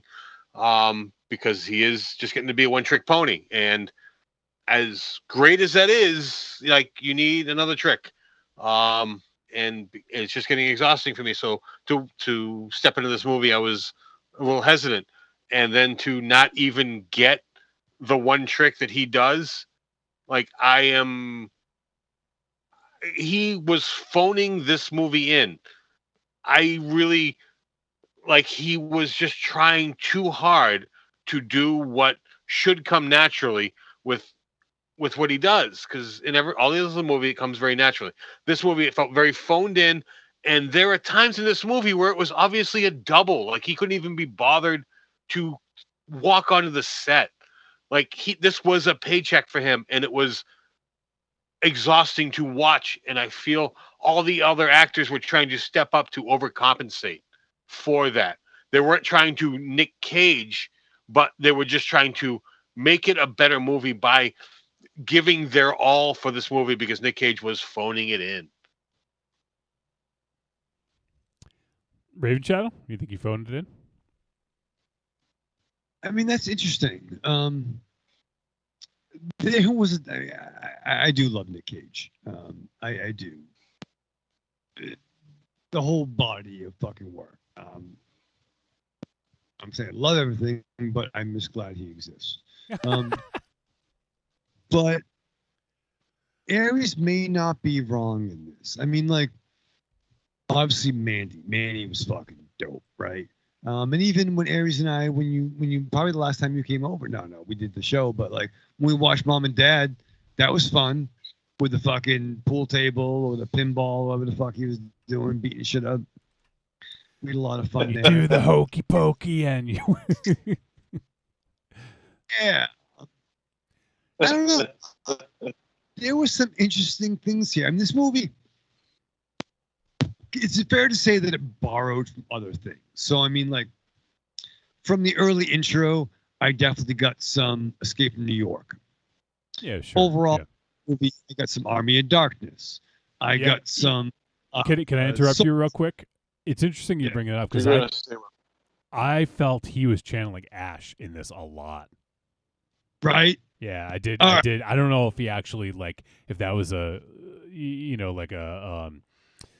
something he did on purpose, but it felt like, and it was the scenario because he was kind of a stranger in a strange land, but still, right. I feel like he was channeling Ash from Army of Darkness in this. I totally agree too, and that's not necessarily a detriment, but like it reminds you of things. Like I said, like Escape from New York, Army of Darkness, Closer with Kurt Russell, probably a host of other pictures. I had a. But it's weird that you brought up the Army of Darkness thing because as I was watching the credits, there are two separate characters. One is named Sam, and the other one is named Raimi. Okay. Oh, is it really? Yeah. I thought that was kind of unusual, but it also takes an element out of Battle Royale, which I noticed immediately, and that has to do with the leather suit that he wears, and you know how he's got those little detonation things on his arms, on his chest, around his neck, on his balls, and if he was to try and take the suit off or alter it in any way, it would explode. If he was to do something that he wasn't supposed to be doing, one of the little detonations would explode. If he was trying to have impure thoughts with his daughter, one of the testicle bombs would explode. And if he didn't find the governor's daughter in like 3 days or his niece or whatever in like 3 days, they would all explode. That's taken right out of Battle Royale. Well, I mean, taken directly out of Battle Royale. Totally Battle Royale, but also too that took me more to 1980s John Ostrander Suicide Squad. Yeah, I was just thinking Suicide Squad too. Yeah.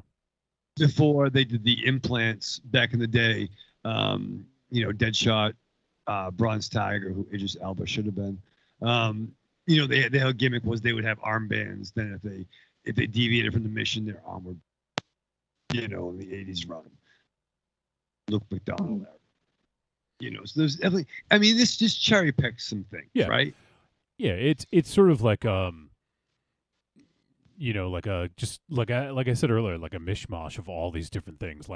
It's like making it's like if you want to make some food and you don't have like anything specific, so you start looking through the fridge and you're like, oh, I can use this, I can use this, I can use this. I'll throw some herbs in, I'll use this, and before you know it, you have a huge meal and you're using all these different elements that you didn't really expect to use. It's like kind of like one of those deals where it's just just pick a bunch of stuff and just put it in there and I feel like I don't feel it was bloated or overblown. I think it all made sense in this world. Was there a little dissonance with the disparate elements? I do think there was a little bit of dissonance there. Not everything worked perfectly, and I do feel that there was a lot going on in this that maybe if they had streamlined a little bit could have helped the overall story. But I think that there was also some really cool scenes in this, and even like I love the clock tower and like kind of the story that they told there with like the pictures, of how things went down. And at the end of the day, this is a redemption story, right? Like it turns out to be, I won't say too much about about the end of it, but it turns out to be kind of a man on the mission, but then it turns into a bit of a redemption story in a sense. So I think it took some. I'm not gonna say it was like, it didn't have a lot of twists and turns like a fucking mystery, but it took some turns that I didn't necessarily expect it to take. And I think that it tied things together pretty well. And I think some of the flashbacks really kind of like knitted this story together fairly well to make it feel a little bit more cohesive. So I think overall, I think a lot of the elements work, but I do think that it's a lot to take in. And I could see, just looking through some of the reviews on this, people are like, "There's too much going on. This kind of lost its flow because it wanted to be too many things at once." So I saw some things like that. So I could totally see that. Yeah, that's true, because I didn't care for this story at all. This, to me, I felt this should have been a very straightforward story, and instead it just flailed itself out into so many different areas. And there was so much going on, I couldn't even keep track as to whether or not they tied up every loose end at the end. The pacing of this movie was just wonky as fuck. I could not keep up with it. It was just... the story was just all over the place. Everything was just all over the place. It was just a mishmash of just stuff going everywhere, and it got to be a chore. And I don't want a movie to be a chore. I'm not like Raven Shadow where, we're gonna watch a movie. It's 2 hours and 10 minutes. Watching a movie shouldn't be a chore. This movie was absolutely a chore. If it wasn't for the beautiful set design and the costumes, this could have been an absolute disaster of a movie. I fucking couldn't. I don't know, man. Like, I almost disagree. Like, and maybe this is more for the verdict, but are we that spoiled now? Maybe we are. Is it that much of a gluttony of riches where we could take a desperate cast like fucking Oscar fucking awarded Nicolas Cage, a crazy chick from Climax and Mummy and a bunch of motherfuckers, Bill Moseley, fucking Texas Chainsaw, Keeping It Raw, Rob Zombie, fucking Nick Cassavetes, son of John Cassavetes. You know what I mean? Like, in all these elements of samurai and westerns and post-apocalyptic. Like, on one hand, all right, this ain't Casablanca, right? It ain't fucking Endgame, and it ain't fucking Empire Strikes Back. Why do you always bring up Casablanca? Because it's a fucking dope fucking movie. It doesn't really hit the like our demographic. Yeah, that's what I'm looking for. Well, fine. Well, then it's fucking so fucking good. But like, it has all these elements into it. You know what I mean? Like, this is fun, right? Shouldn't all these things be fun? They should be fun, but they're not. Okay, maybe it's a conversation, but that's what I'm saying. Like, it hits all these things. Do we really want to overly scrutinize this? Yes. Okay. Yes. Well, Yes, that is the problem. Because it has all these elements that should make it an amazing picture, and it falls flat. Like, you cannot just throw good things at a wall and expect to get art. All right. That is why it is a spoiled culture. Because you are expecting art by just having good things. You need to form it for it to be art. Thank you. That is why your your argument is wrong. No, he's right. He's right. No, he's wrong. Aries is right. Oh, thank you. Greater Shadows. No, No, Aries is right. Aries is right. We can't go by the Raven Shadow and in turn Wolfie way of thinking, saying, "Well, they made a movie, so that means it's good." It's got to No, be much more can't than that. go the way It's that we gotta- think. Like you can't pee in the shower. You can pee in the shower. You can pee in the shower all you want. I don't damn. Just admit it. All I'm saying is that just because you make a movie doesn't automatically make it good.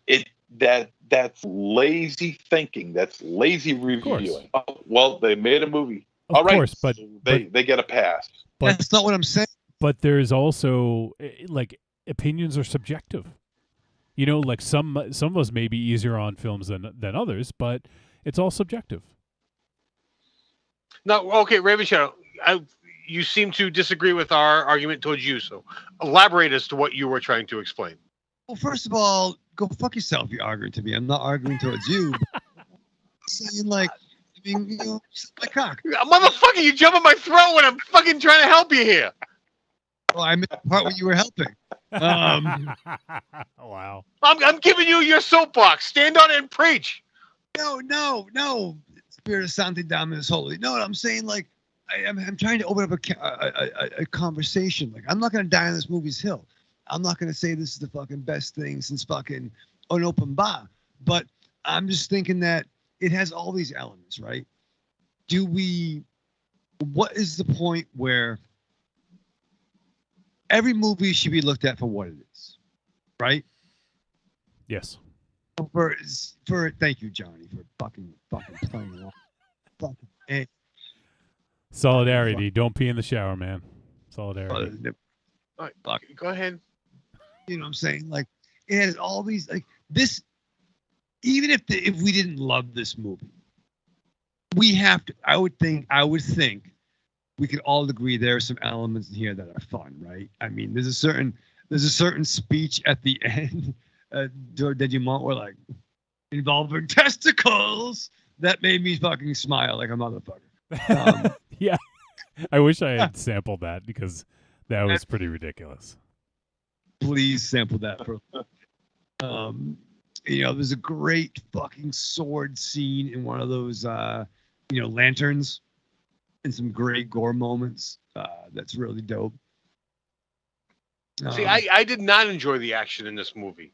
I thought it was very, seemed very quick to film. I will agree with like Aries. one or two takes. Okay, let's film it.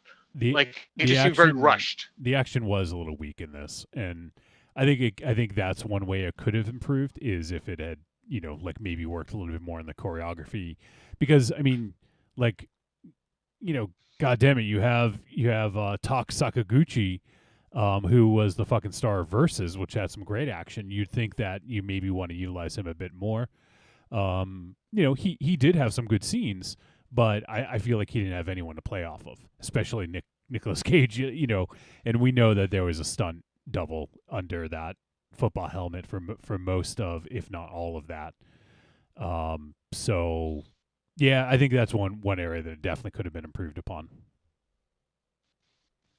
Look at that, MZ critiquing it. Look at that, I'm critiquing the action. Yes. How novel of you. So, I do think that this is one of those tough ones because there is a lot of really great ideas and great concepts and visual stuff going on. But there's also the issue of does it all come together at the end? And that I think that's I think that we're all of us are impressed about one thing or another in this movie. So whether or not it all comes together will be interesting to find out. Oh, Aries took his headphones off. Something's going on. Shit.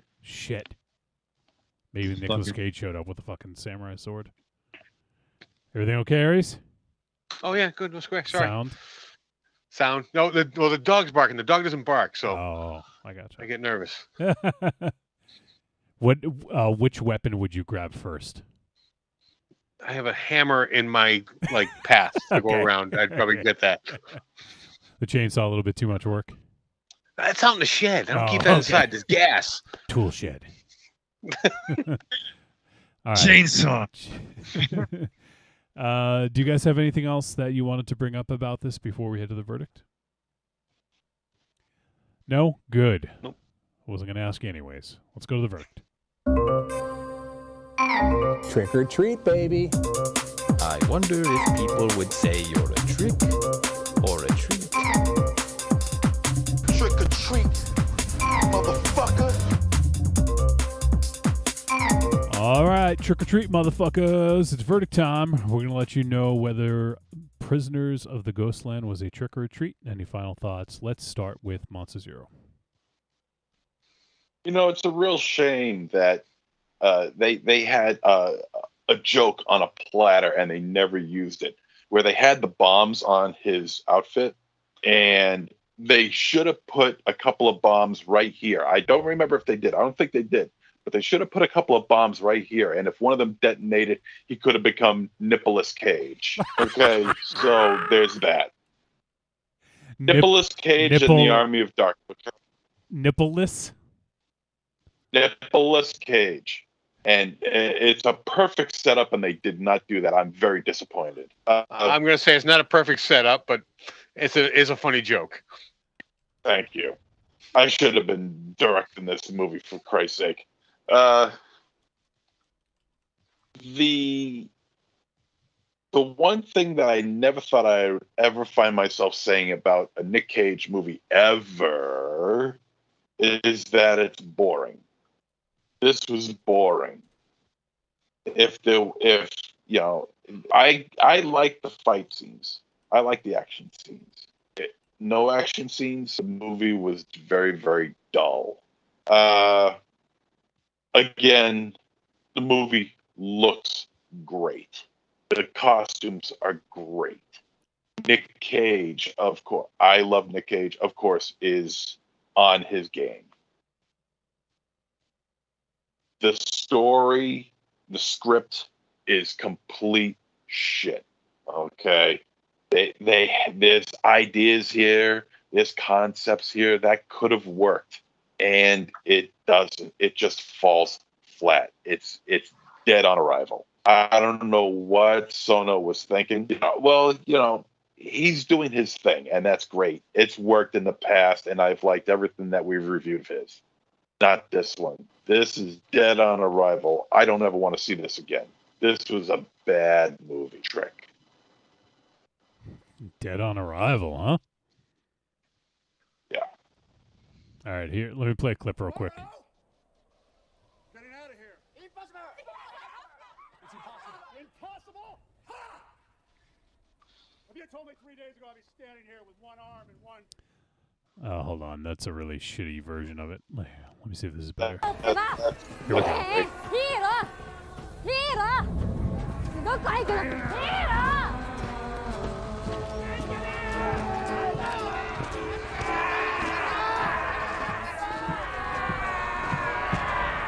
Now hear this!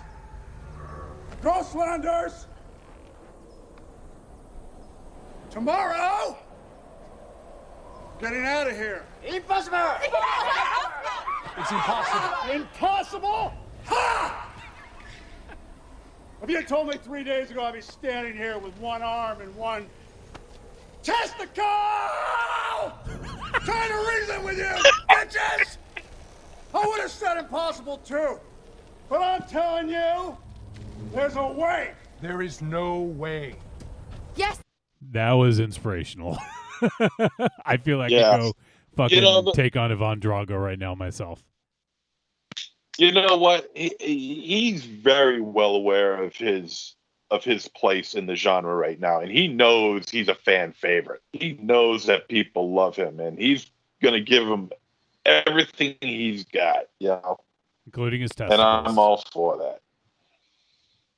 Yes, even if it's only one, but still, it's a trick. One testicle. Testicle. All right, trick for MZ. Let's now find out what Aries thinks. All right. That speech may have been a rare instance where he was 100% Nick Cage, but through most of this movie, he was, in my opinion, phoning it in. It was very half-assed. The sets in this movie were great, were outstanding. The costumes were outstanding. Even the visual of the bank scene with the white with all the people wearing different colors was visually it was great. And even though that was unique to the rest of the movie, I wanted more of that, but the rest of the movie was visually great as well. But as it was stated, there's just too much going on in this. They didn't focus enough. There should have been probably 2 movies involved in all the stories going on in this. So it is just not focused enough for me. So I am definitely going to have to say trick on this. All right, Michael Raven Channel. All right, yo. I know Johnny mentioned that we have a bunch of voicemails, and I hope they all about talking about this film. I will say that I've talked to Linus several times over the weekend about this picture, and he was very much fascinated by Aries' response, and I'm sure that he was let down by what his impressions were. So I don't know, man. Like I said before, fuck, man. You can fucking Nicky Cage, Bill Moseley. This is fun, right? I mean, I don't know. I mean, yes, I love that Nick Cage keeps ramping it up. 11, 12, 13, 14, 15. Maybe I did want a little bit more. Maybe I wanted a little bit more batshit crazy. But end of the day, with all these genre tropes that we love, I'm not going to hate on this picture. I'm not gonna. It's not perfect. It's not a perfect picture. I can't quite say it's going to be a top 13, but I still liked it enough, and I like the fact that if you want to do the core cast, and the extras too, there was some great stuff here, and every movie going to judge on its own merits, but I can't hate on this. So, is it going to be a masterpiece? No, it's not. Did I have fun with this? Yeah, I did. So, yeah, man, it's a fucking treat. It's fucking samurai western, Nicolas Cage, explosive testicles. Come on. Sold. Go watch Gossip Girl. I'm not sure what's relevant on TV anymore. I stream now. I cut the cord. But yeah, man, it's listen to you. I cut the cord. I'm a fucking trailblazer. 15 years after everyone else did. Yeah, I'm still getting fucking bills too, Johnny. Fuck Spectrum. Yeah. That it? You done? For now. All right. I'll try and make this a little quick. To MZ's chagrin, this is a treat for me. Yeah, did it have problems? Absolutely. But I really enjoyed this movie. I enjoyed the journey it took me on. Does it all make sense? No. Like the script isn't the strongest. There's I really would have liked to have known a little bit more about what was going on with the porcelain doll mannequin thing at the beginning. Yeah.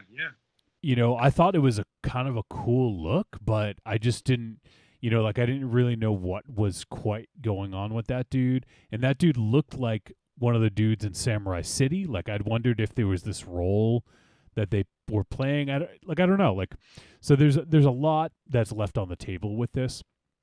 And I didn't feel Nick Cage went full out Nick Cage, which I was glad, because I think that it needs to be kept in reserve at times. The testicle speech was good. I think that was the one where you should have done it. If you get a testicle blown off, you're going to be fucking pissed, right?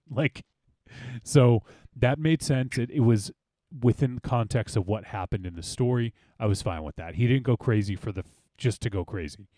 I do also agree with Aries a little bit. I feel like he did phone in this performance a little bit, and I feel like a lot of his stuff was done with a stunt double. I don't have verification. I just assume that's why the helmet was worn at the end, because why else would you have your star wearing a helmet? You want Nicolas Cage, you want his face, you want to have him on screen. There's no other reason he would be wearing a helmet other than that. So, but I think that this was a solid redemption story. I liked how they threaded the narrative of, sort of his redemption throughout.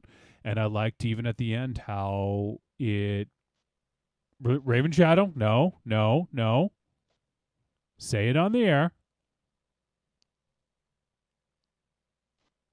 I'll be right back. Thank you. Jeez, he takes the time to send us a text, and you guys know how he texts. If you're watching the video, he's like this, inches from his face, and it took you like 30 seconds to write BRB when you could have said it in 3. I got fucking medical problems, Johnny. Go BRB. Go pee in the shower. It's the studio. What do you think about that? You better get a long lens. Long lens. So I said I was going to keep this short, and it's not short. But yeah, it was a treat for me. I think this is an enjoyable film. It could be an entryway into Sion Sono's other films, and if that's what gets you into his films, great. Like give a look to his other stuff, because this is tame compared to some of his other stuff. And he's got a really great eye. The films that I've seen, and I've only seen a couple, and he's got a huge filmography. But of the ones that I've seen, he's got a great style. His films always look great, and they're always a little left of center. They're a little crazy. So, is this a little bit watered down, Sion Sono? Yeah, I think so. But I think that it works, and I think it's interesting to see if he's going to do more American cinema. I'm glad that he's making films like this and not something that's like just cookie cutter. Like, take a chance. If it doesn't work, it doesn't work, but take a chance. And I think that there's enough good in here that people will dig this. You guys might agree with MZ or Aries and just say that this just doesn't work, but there's enough good here if you like if you like Japanese, if you like Japanese samurai films, if you like Westerns, or if you like post-apocalyptic, there's a little bit of everything for you here, and it might just work for you, or it might not. But I think it's one that's worth checking out, and it's very pretty to look at, so at least you'll have that going for it. So it's going to be a treat for me for our discussion of Prisoners of the Ghostland. Now, next week, we are going to be doing a Patreon takeover.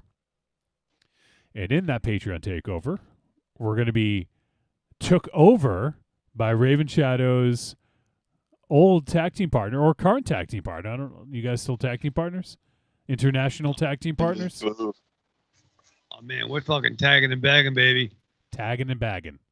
Is that what you do with your comics? Yeah. Tagging and bagging. What? What? I thought you said something. I said what? What? Huh? All right. So, did you wash your hands? I did. So, anyways, next week we're going to be have a Patreon takeover with Double D, and we will be doing 2 films of his choosing. And Double D is a big fan of the found footage, of the genre known as the found footage genre, right? Oh, yeah. They love found footage, Dominican Republic. And maybe he'll bring a bottle of Mama Juana to drink while he does the show next week. Oh, I hope so. And the films we're going to be doing are as follows. We're going to be doing The Last Broadcast. And I know Double D brought this up when we talked about our found footage films when we did that Patreon special. And this is a film from 1998. And we'll be checking that out. I believe it is available right now on YouTube. So if you guys want to play along at home. And the other one that he chose is a film I don't know that I've even heard of it. Maybe I did. But it's a film called The Tunnel. And it is from 2011. And have you heard of this one, MZ? The Tunnel, found footage film? No, I haven't. Okay. Synopsis: an investigation into a government cover-up leads to a network of abandoned train tunnels deep beneath the heart of Sydney. As a journalist and her crew hunt for the story, it quickly becomes clear the story is hunting them. So, there you go. It's interesting. On the poster, it says, "Witness the viral movie of the year, The Tunnel, coming soon on torrents." So was this just like put out on like BitTorrent? That would be interesting if it was. Yeah, that's an odd way to release a film. Yeah, I'll have to look into that. So we'll see. But yeah, so we're going to be doing The Tunnel from 2011. Make sure it's the found footage film, The Tunnel from 2011, because there's a few films and TV shows that are known as The Tunnel. And this is from Australia, so if that helps you track it down. And I believe this is also, I think he said also on YouTube. So if you guys want to play along at home, The Last Broadcast and The Tunnel, 2 found footage films. So I assume we'll be talking about found footage. If you guys have thoughts about that genre, feel free to send a voice message next week, podcast@trickortreatradio.com. You looking forward to this, Raven Shadow? I'm writing it down. Are you going to ask Double D what he thinks of the films beforehand? No. So you can see which way you're going to lean? No, listen, first of all, I'm going to probably ask Double D what's the movies for next week. I'll probably... Yeah, you don't have to ask us. Yeah, First of all, you didn't answer the question that was asked. Thank you. Yeah, I'm used to it. Yeah. Are you looking forward to these movies? I'm looking forward to hanging out with Double D. And Are you looking forward to these movies? I am looking forward to these movies because Double D picked them. He's my tag team partner. So you need to answer the questions that are asked of you. Yeah. Yeah.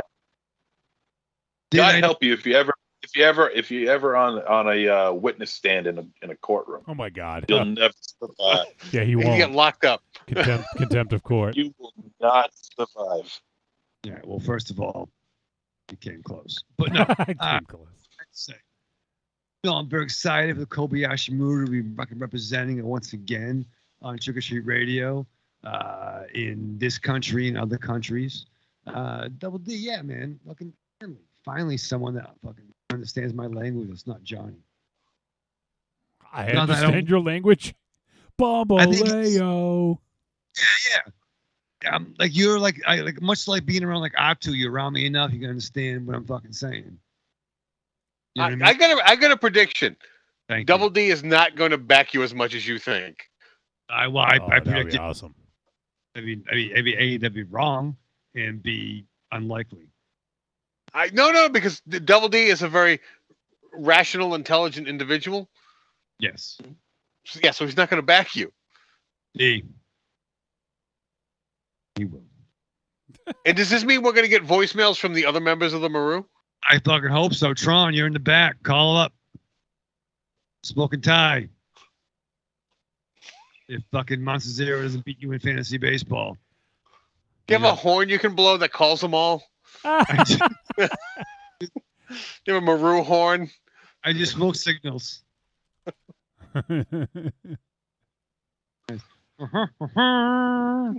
good. Perfect. Listen, fair and unbiased. Fair and balanced. That's not good. See, you're all saying competitors. What? Yeah, what? You don't know what it's like to fucking have a team. Did you just call us Sears competitors? You are. You guys put Sears out of business. No, I said singles competitors. Yeah. How'd that work out for you? Pretty great, actually. I was in tag team for a little bit.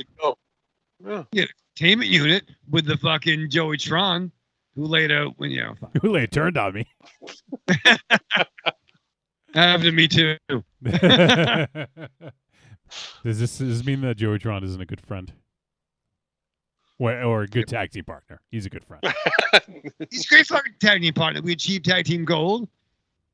We had some issues with Aries. Yep. Yeah, our business. We beat up Monster Zero a lot. Well, everyone did. Who didn't? Yeah, including Aries' kid when he was 4. It's true. Yeah. No, what I'm trying to say is that I'm very excited Double D will fucking his presence known. Well, Raven Shadow, do you want to hear from Double D right now? Yeah, I fucking do. All right. Well, let's hear from the man. He called in. Hey, what's up, Trick or Treat peeps? It's your boy Double D. Just calling in to say hello and to chime in on this week's movie of the week, which was The Prisoners of Ghostland.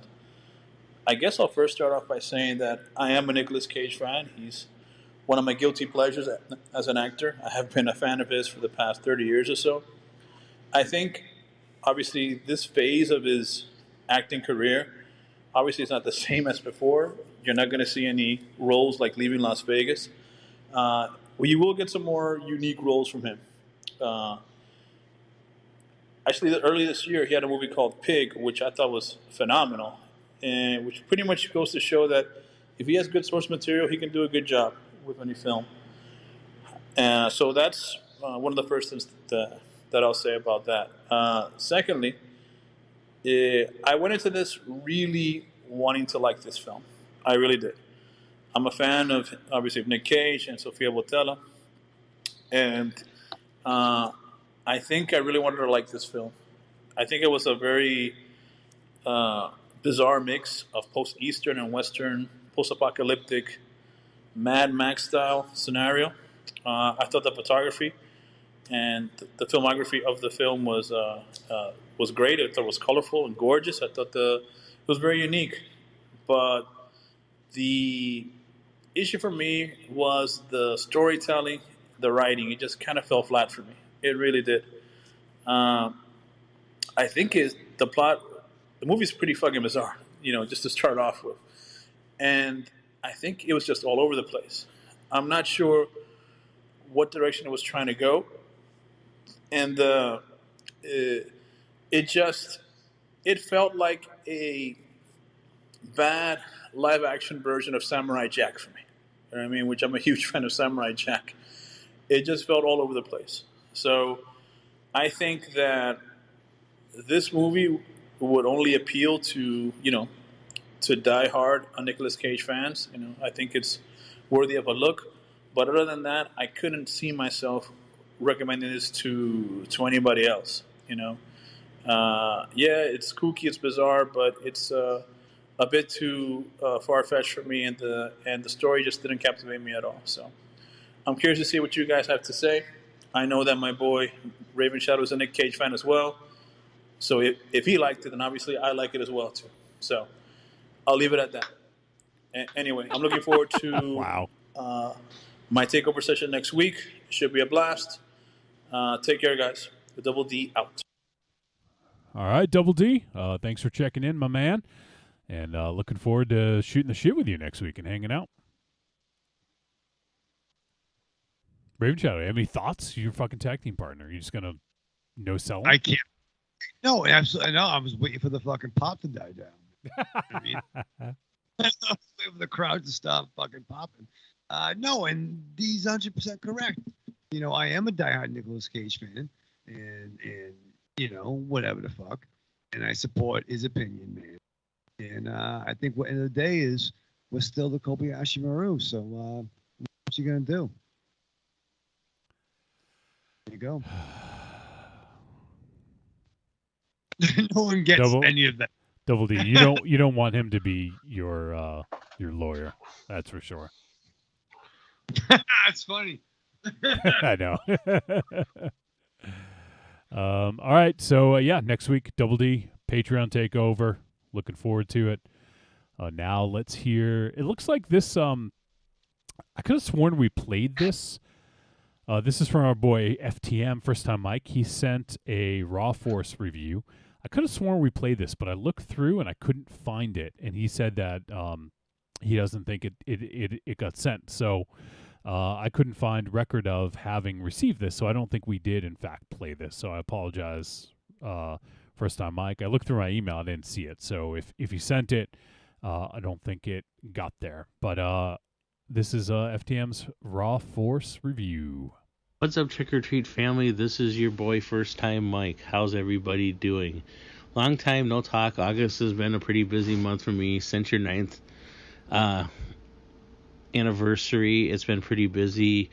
A week after that, I went up north to Winneconne. When I got back, it's been a lot of work, and the weather's been muggy hot and really annoying, and I don't work in a lot of air conditioning, so by the time I get home, I don't have the gumption to do much of anything but watch TV, listen to podcasts, and do a big heap of nothing.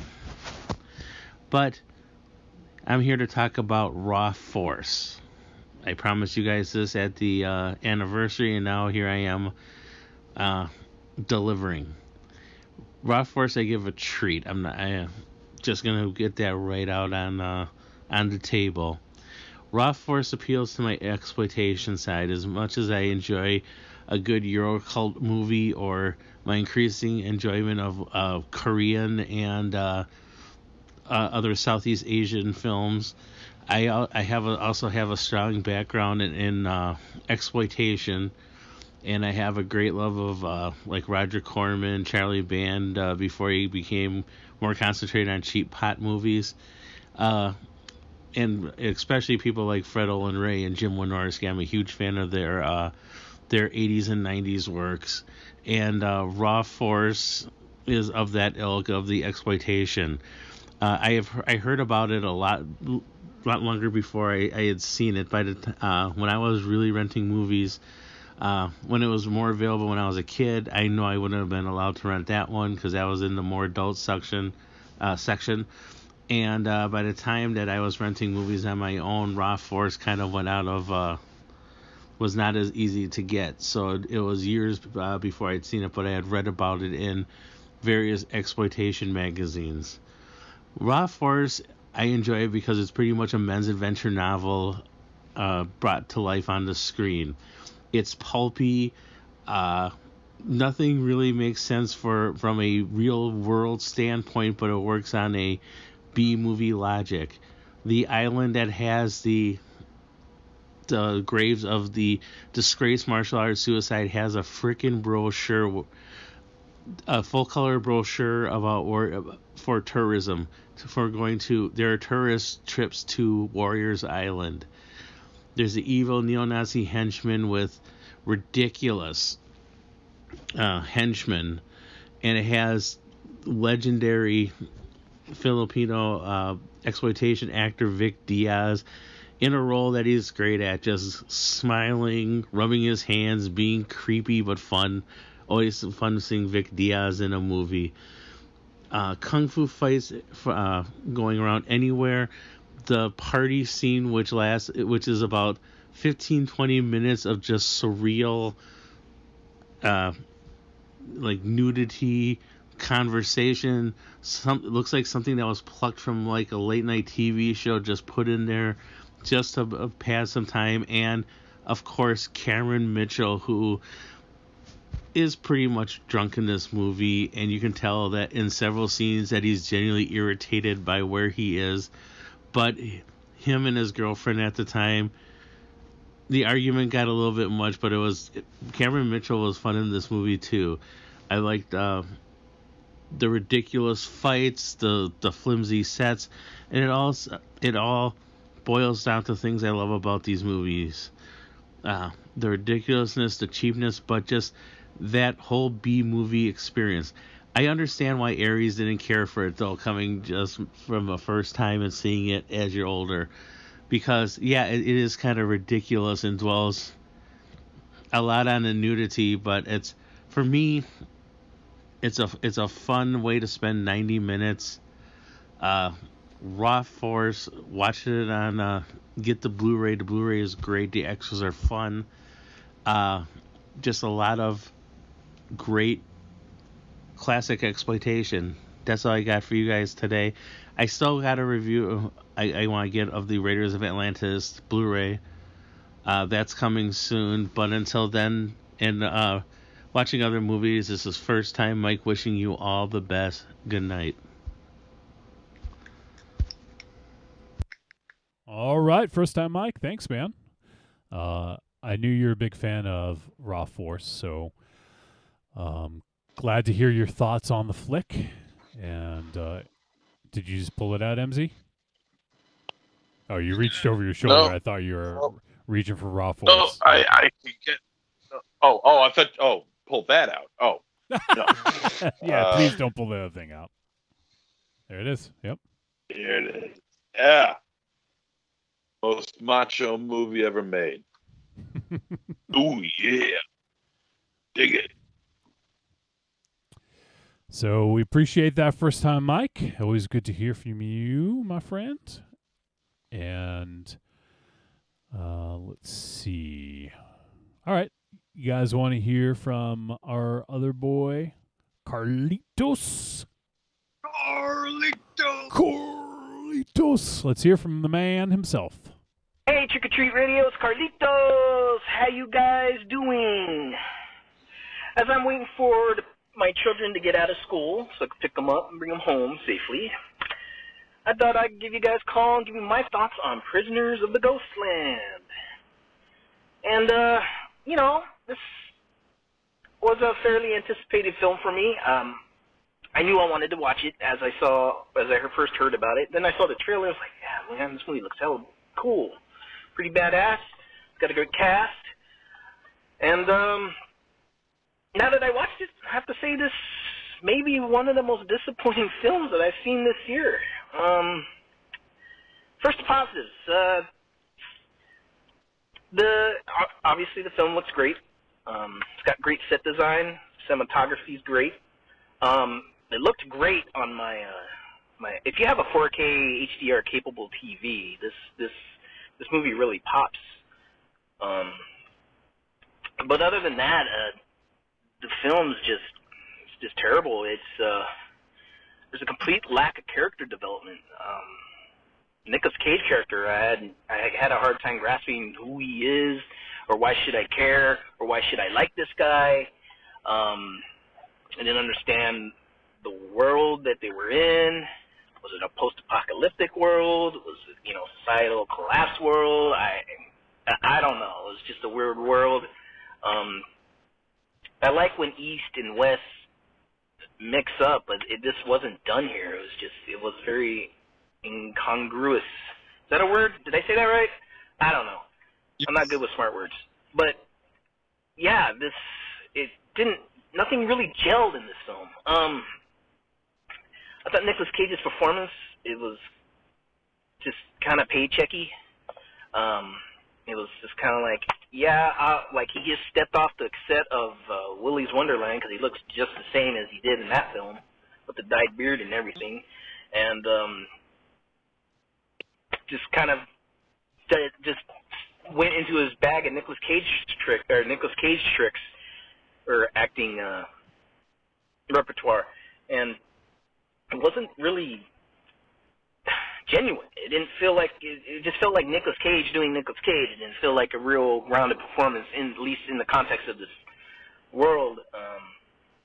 So I was disappointed with him. I had a weird lack of action. It was kind of boring in the first 2/3 of the film. I mean, it picked up later, towards the end. But yeah, I was just like, man, when's something gonna happen? This is just people, all the dialogue is just weird and random, and and that's fine when it can work, I guess, in certain aspects, but here it's just like, it was, to put it simply, this is definitely a film that was style over substance, and for this is, and while I'm fine with that, I'm perfectly fine. I watch a lot of shit that's style, so sometimes I prefer that, but right here I just need a little more to chew on here. I mean, it kind of teased a Escape from L.A. situation, and it could have been just that and still be weird and still be awesome, but it just didn't work. I mean, Nicolas Cage, I mean, like, look, I know he's cool to a lot of people, and I do like Nicolas Cage, but he ain't as cool as Kurt Russell and Snake Plissken. You know, it just doesn't, I don't know, he doesn't exude that same sort of coolness. Especially with that suit with the lights all over it, the detonators all over it. I mean, him walking around with those 2 detonators on his nuts like that, that was a little too silly. You know, just keep it simple. Just make it the collar.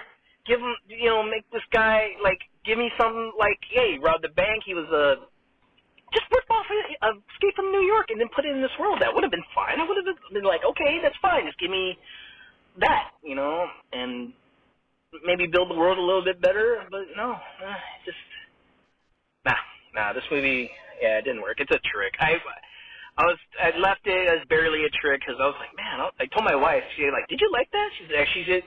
She said she did, but then again, she also said she liked Geely, and then I told her I was kind of disappointed with it.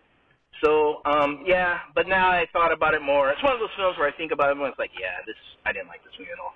So yeah, this is a trick. And yeah, that's it. That's my thoughts on Prisoners of Ghostland. And I'm at the 5-minute mark.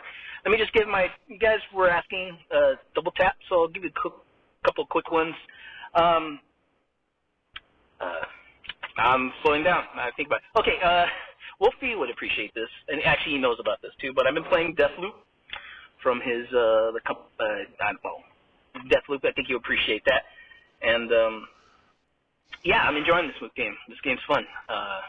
It starts slow, but then it's one of those games that just gets funner as you play it more. And the visuals, it's got really the art style is very Clockwork Orange. Gives you Clockwork Orange vibes. The whole time loop mechanic is kind of neat. Very original, and then I enjoyed that. And then I guess the second thing, which was a nice palate cleanser after watching Prisoners of Ghostland, check out the movie Perdita Durango. It's on Shudder, starring Javier Bardem and Rosie Perez. This is the first time watch, and this is a wild and crazy movie. And Bardem, man, he's a beast when it comes to acting in this film, man. It's kind of funny. It's a crime film. It's bits of action. They say it's horror, but it's not really horror. The Santeria scenes probably the only real horror elements in that. But that's it, guys. Hope everything's cool over there. Everything's fine over here, and I'm still waiting for my children. So I'll talk to you guys later. Bye. All right, Carlitos. Good to hear from you, my friend, and appreciate the double tap. Raven Chat, what do you think? I love Carlito so much. I love his contributions. I love his double taps. I love his fucking insight. I love that dude. Have you seen Perdita Durango? Gonna fucking now. I don't know how to spell it. It's tangentially related to Nicolas Cage because the character of Perdita Durango appeared in Wild at Heart. I don't know what you just said, but it sounds fucking.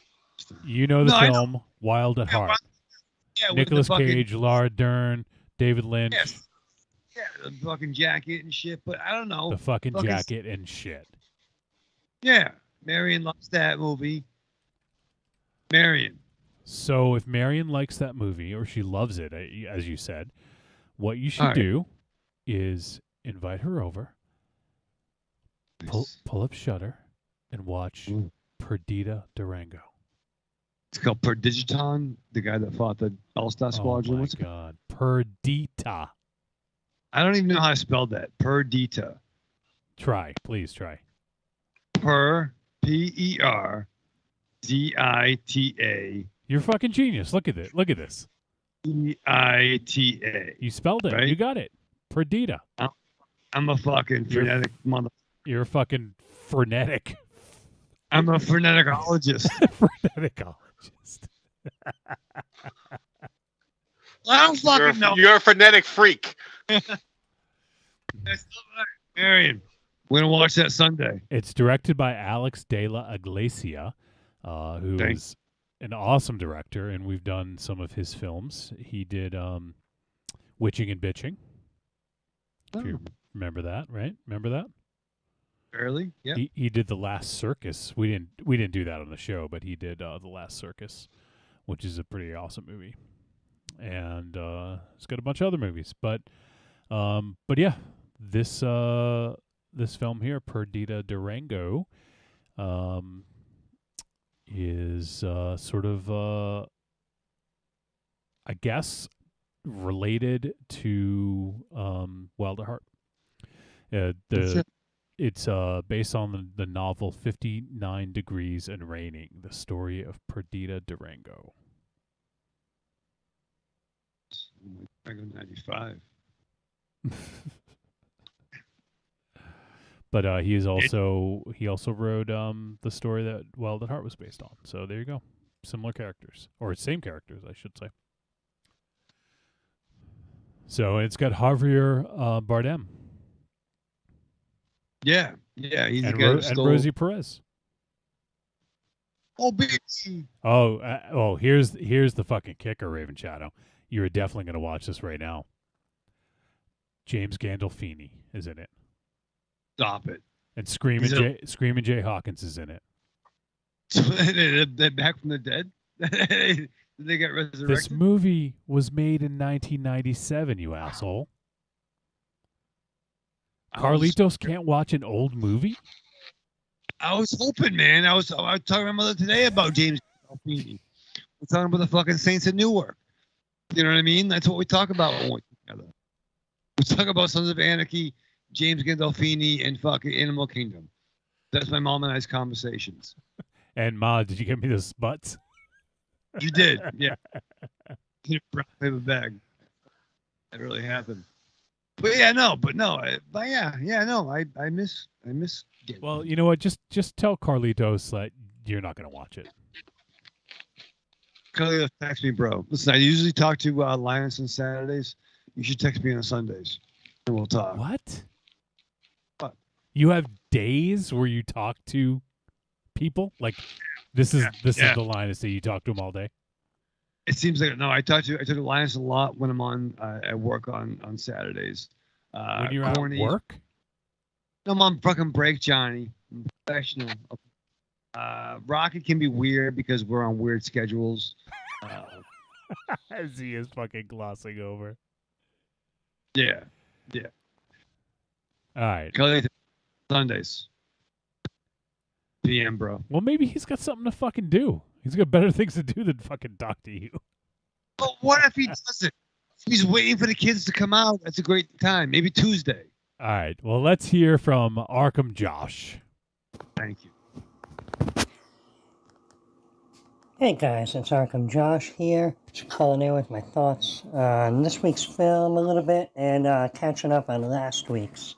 So I will start with last week's. Martyrs Lane, I'm going to say it's not a poorly made film. I think it's just a poorly paced film, and it didn't work for me.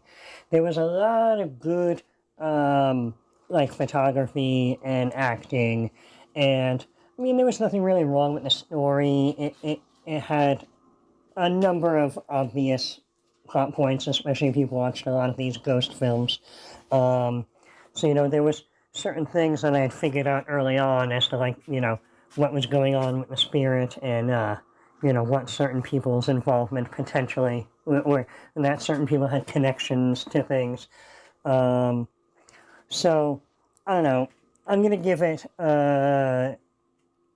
barely a trick. I think if it was tightened up a little bit, I would pop that up to a tepid treat.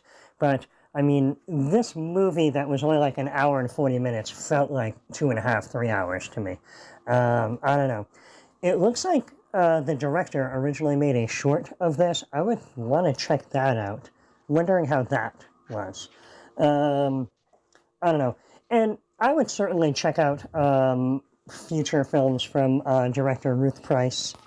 I think that was it. Let me double check here. No, Ruth Platt. Sorry. Because, like I said, this film looked great.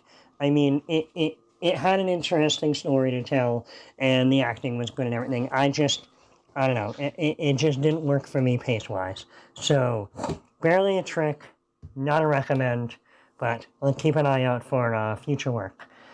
Alright, so this week's film, Prisoners of the Ghostland, is something I've been looking forward to. And unfortunately, I had kind of a compromised viewing of the film. So, I can't really grade it. So I'm going to say that from what I did get to see and from what and the fact that I want to go back and revisit it, I will say this is most likely going to end up being a treat for me, and most likely a recommend. I mean, it looks fantastic. It's got a great cast. It's crazy. So, I don't know. Unfortunately, I didn't get to have a proper viewing of it, so I'll have to try to rewatch and get back to you on that. But yeah, I don't know, I'm definitely interested to hear you guys' conversation about it, and I don't know, I'll talk to you guys soon, alright? Bye. All right, Arkham Josh. Thanks, buddy. And as always, good to hear from you on several films. We've got some Martyrs Lane discussion and also this week's film, Prisoners of the Ghostland. So good to hear from you, Josh, and look forward to hearing from you. Maybe, I bet Josh has seen the films that we're doing next week, so if you have, Josh, your opinion is always valued, so we'd love to hear from you. All right, we got two. I'm curious. Yeah. I'm curious as to what his definition of compromised viewing is, as to whether it's just a normal viewing for Raven Shadow. Yeah, you watch it in 10 parts. You'd make dinner. I don't know, like smoke a jib. A lot of moving parts, Johnny. You had some Primo Ganj going on. Ollie was probably up in your face, wanting a dream bone.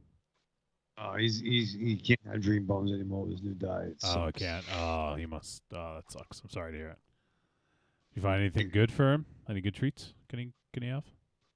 No, he's gonna have the fucking. I gotta have the fucking Royal Canin with the wet food, and I can supplement treats, air quotes treats with the dry food. So he thinks he's getting a treat, but it's really the same fucking shit. It sucks. Does he feel it's a treat now, or? I think the psychosomatic reaction, he feels that it is, but it ain't the same. You got to hype it up. Be a hype man. Hype man for these treats, Raven Shadow. Come on. Dogs are always down. It's like, dude, you want to fucking do some dishes? Like, yeah, bro. I fucking like. Yeah, they get excited. Yeah, get excited. Like, oh, you want to fucking go to work and try not to hang yourself? It's like, yeah, bro, I'm with you. Yeah. You want to fucking live in a fucking. I'm sorry, wrong meeting. But no, he's really good. He's good. We're gonna have he's gonna watch the Eat Turkey Sandwich after this. Oh, he's gonna love that. Yeah, well, I may float him one. What are you gonna fucking? All right, so we got two more voice messages. Thank you. Let's hear from Raven Shadow's Saturday friend. Yeah. Let's hear from Linus. Hola, Trick or Treat Radio. This is Linus. Last Friday, I went out and saw Prisoners of the Ghostland. Yeah. I was hoping to be calling in and being like, fucking fuck yeah, fucking Prisoners of the Ghostland, fucking Nick Cage, fucking Sion Sono, you fucking knows it. But I don't know, man.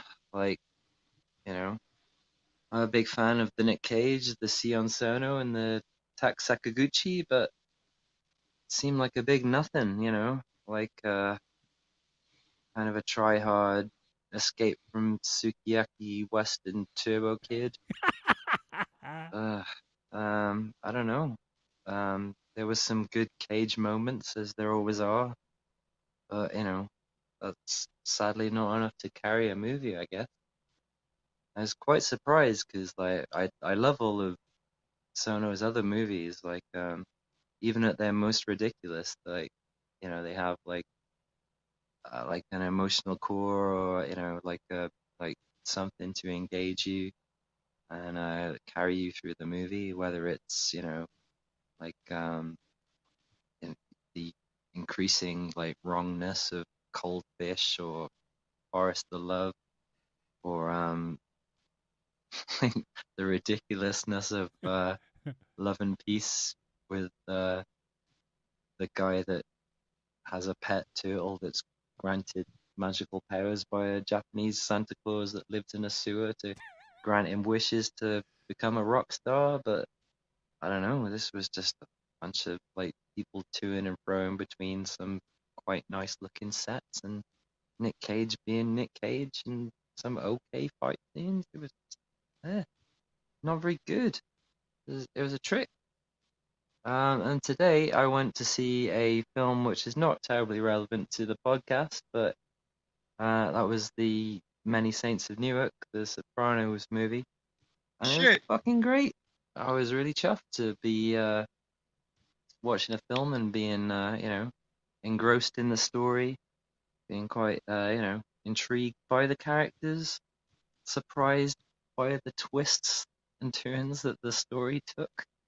Be just sat in the cinema and not wondering, how they're gonna introduce the Fantastic Four or what the next movie is. That was nice. Anyway, cheers. Have a good show. Raven Shadow, you must be flipping out right now. Did you talk about that with Linus? No, this is a surprise.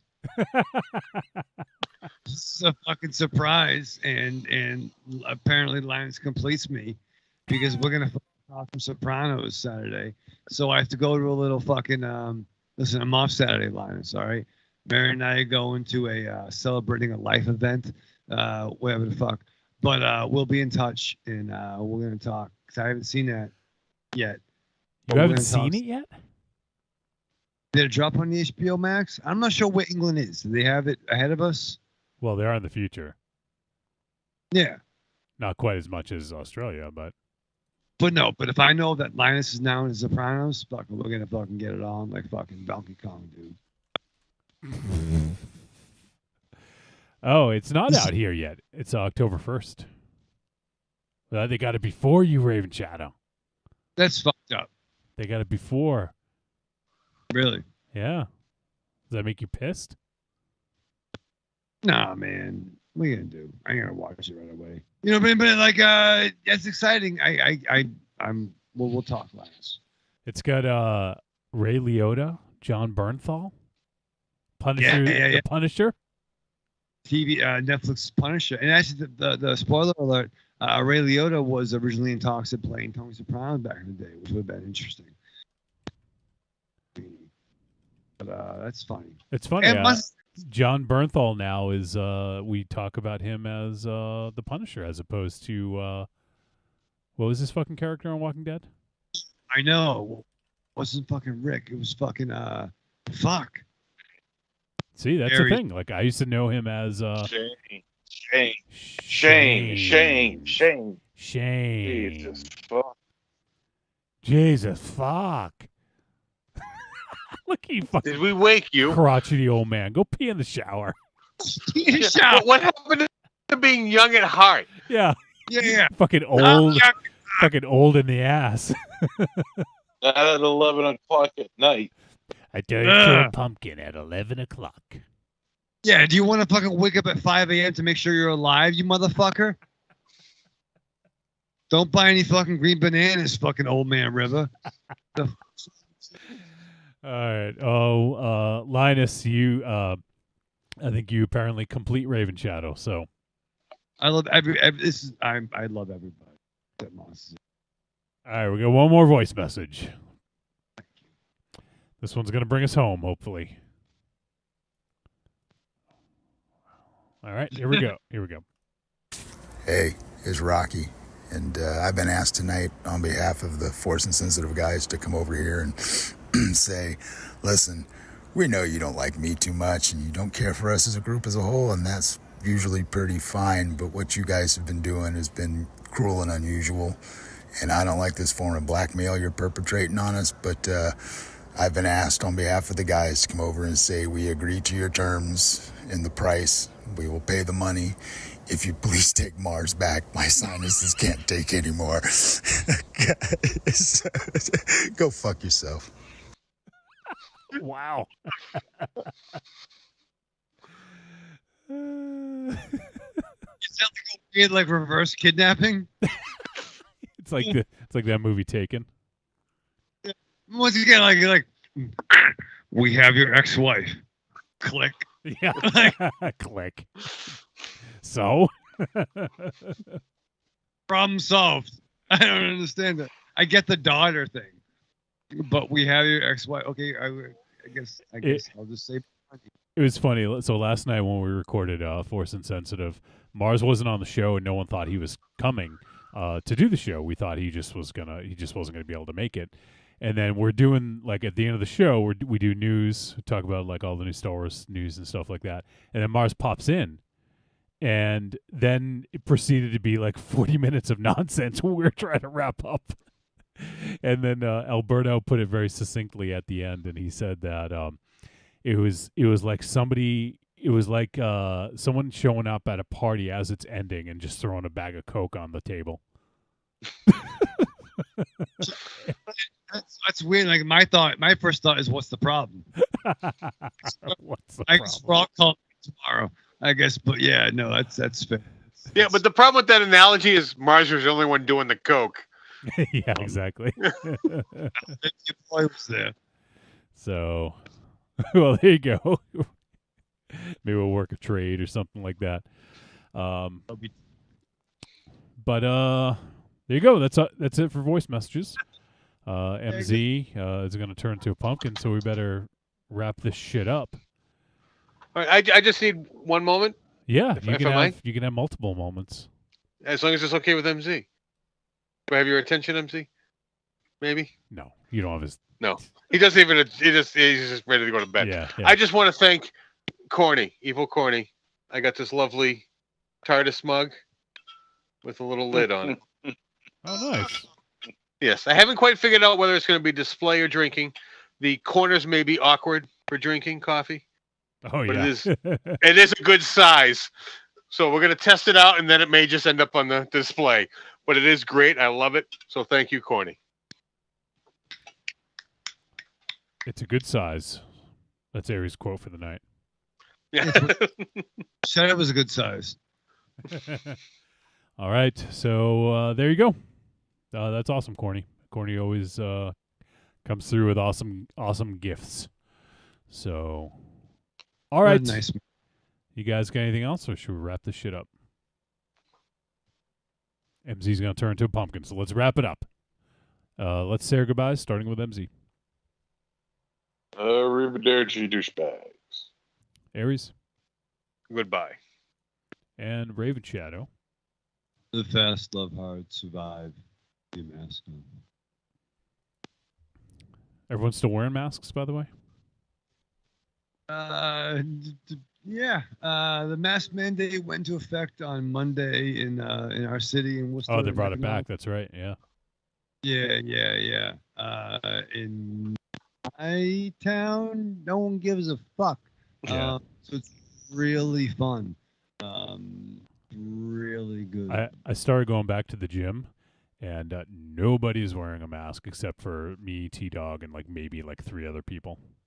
Sucks. Yeah. No. What could possibly go wrong? But all right, that's gonna do it. So we appreciate you guys hanging out with us. Everyone who hung out for the live show, we had a good turnout tonight. Some great voice messages. So we appreciate all those folks taking the time to leave some words for us, and also for especially the Patreon supporters. You guys keep us going. We appreciate you. And for everyone who's going to listen to this on the podcast feed, you guys are all the best, and we love you all. So, next week, Patreon Takeover, Double D joining us for 2 flicks. We're going to be doing The Tunnel and The Last Broadcast. So come back, hang out with us, and that's it. See ya.